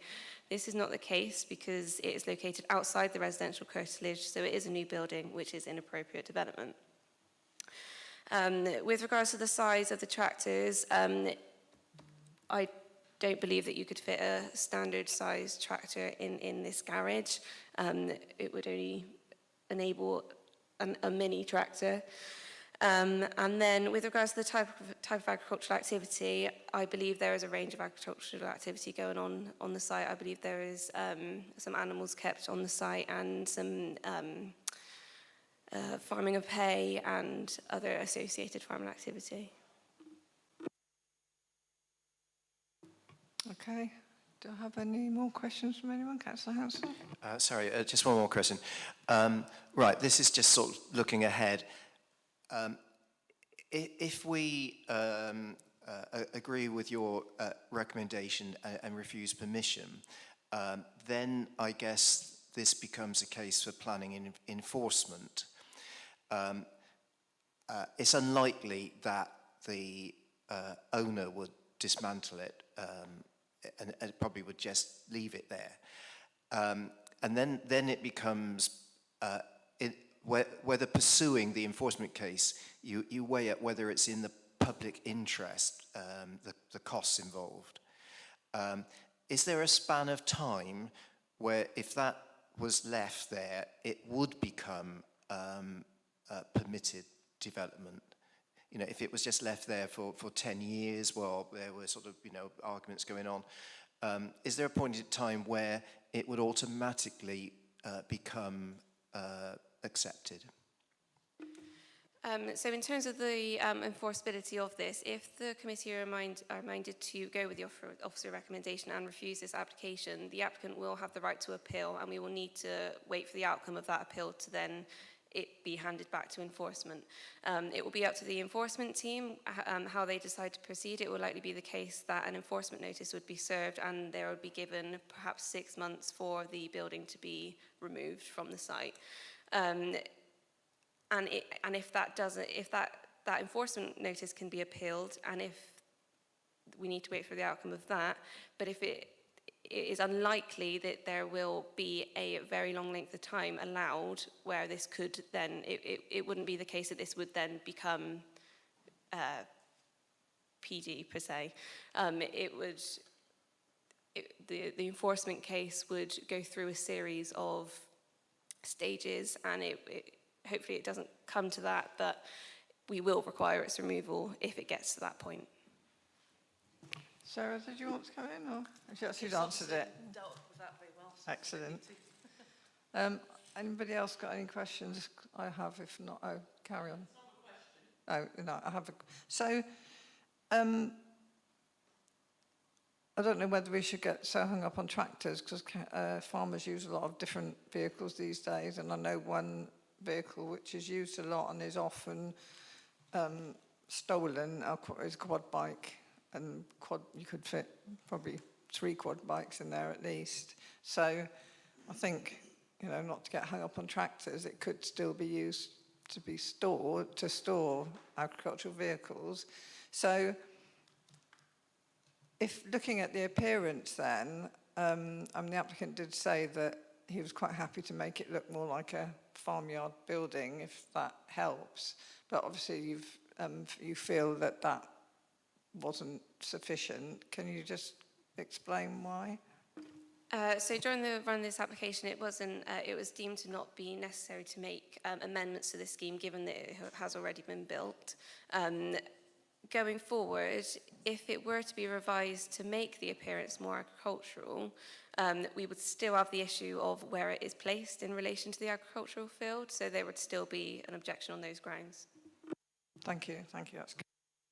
Right, any more questions before we move to the debate? No? Something, Chair. Question, is this a question? It is a question, yes, but it might be one that legal people might want to answer.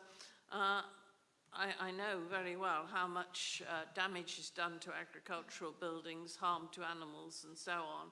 So I was wondering how much weight we should give to the National Farmers Union recommendations about security, because this is obviously a much more secure location than if it was stuck in the middle of a field. Is that an important material consideration?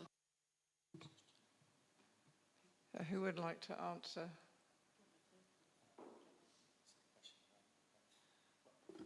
I'll just, I'm looking at Sarah when I'm answering this, but personal considerations are generally irrelevant, but specific exceptional cases possible. But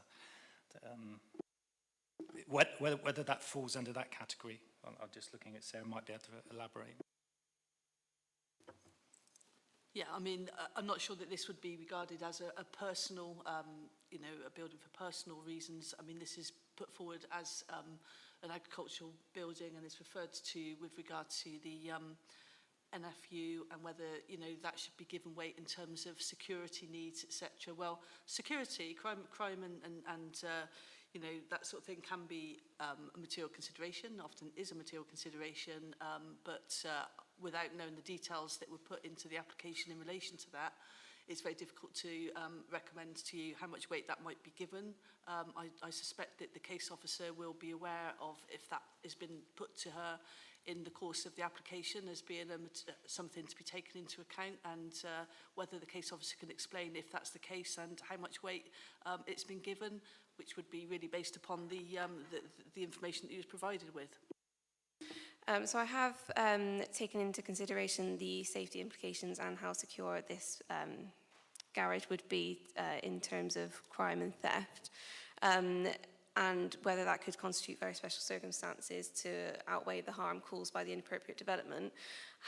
However, it is officer opinion that this is not the only choice of location for the agricultural equipment, and it could be made secure elsewhere, more closely linked. So those considerations are given limited weight in this instance. To answer your question, Councillor Jackson? Good. So if that... Oh, sorry, you've got another question, Councillor Hodge? Yeah, sorry, just one more question. And I really appreciate the risk of theft from buildings and agricultural buildings. I just want to ask, are those two, thinking about security and the design, are those two opening casement windows that I can see in the picture? They're opening, and are they got any, they look dark, have they got any security measures around them at all? I think the only security measures are the security cameras which are installed on the garage. I'm not sure if the windows are opening or not, and then obviously the garage can be locked. Yeah, okay, thank you. Right. All the questions?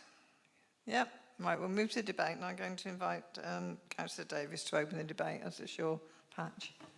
Thank you, and actually I'm going to leave it with all of you to make a decision. You've seen the report, you've seen the pictures, you've understood where it is, and I'm going to leave it with you to make a decision on what you wish to do. Thank you.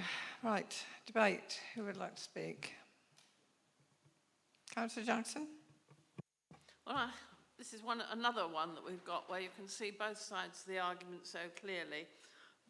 But I think on balance, I would have to move the officer's recommendations because I don't think it really stands up the security issue, unfortunately.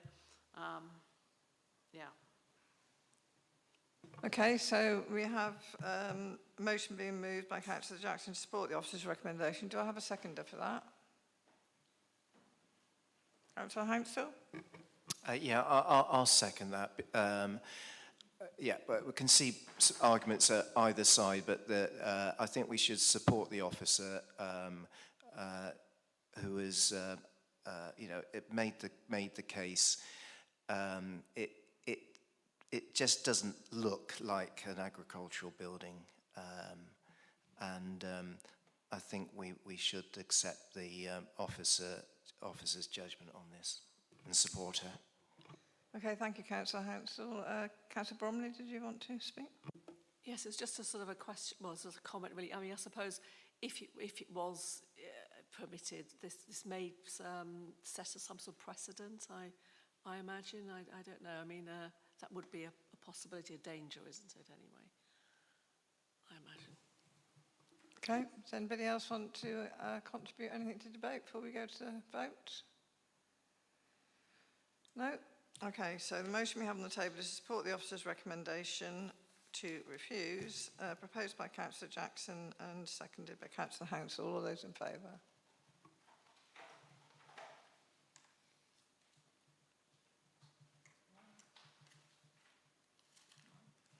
That's unanimous. Thank you, and sorry once again for the wait you've had today. That concludes all of our applications to consider today. Item 9, appeals report. Can I ask the members if they have any questions or comments on the appeals report? No? Okay, the committee is asked to note the report in that case. Item 10, quarterly performance report. Do members have any questions or comments on the performance report? No, members are asked to note that report. Date at the next meeting is Wednesday the 16th of November. We haven't got any site visits at the moment, but if any do come up for any reason, please put aside Monday the 7th of November, and I'll formally close the meeting now. Thank you very much for your hard work today. Four applications was meant to be quite brisk, but there you go. You never know.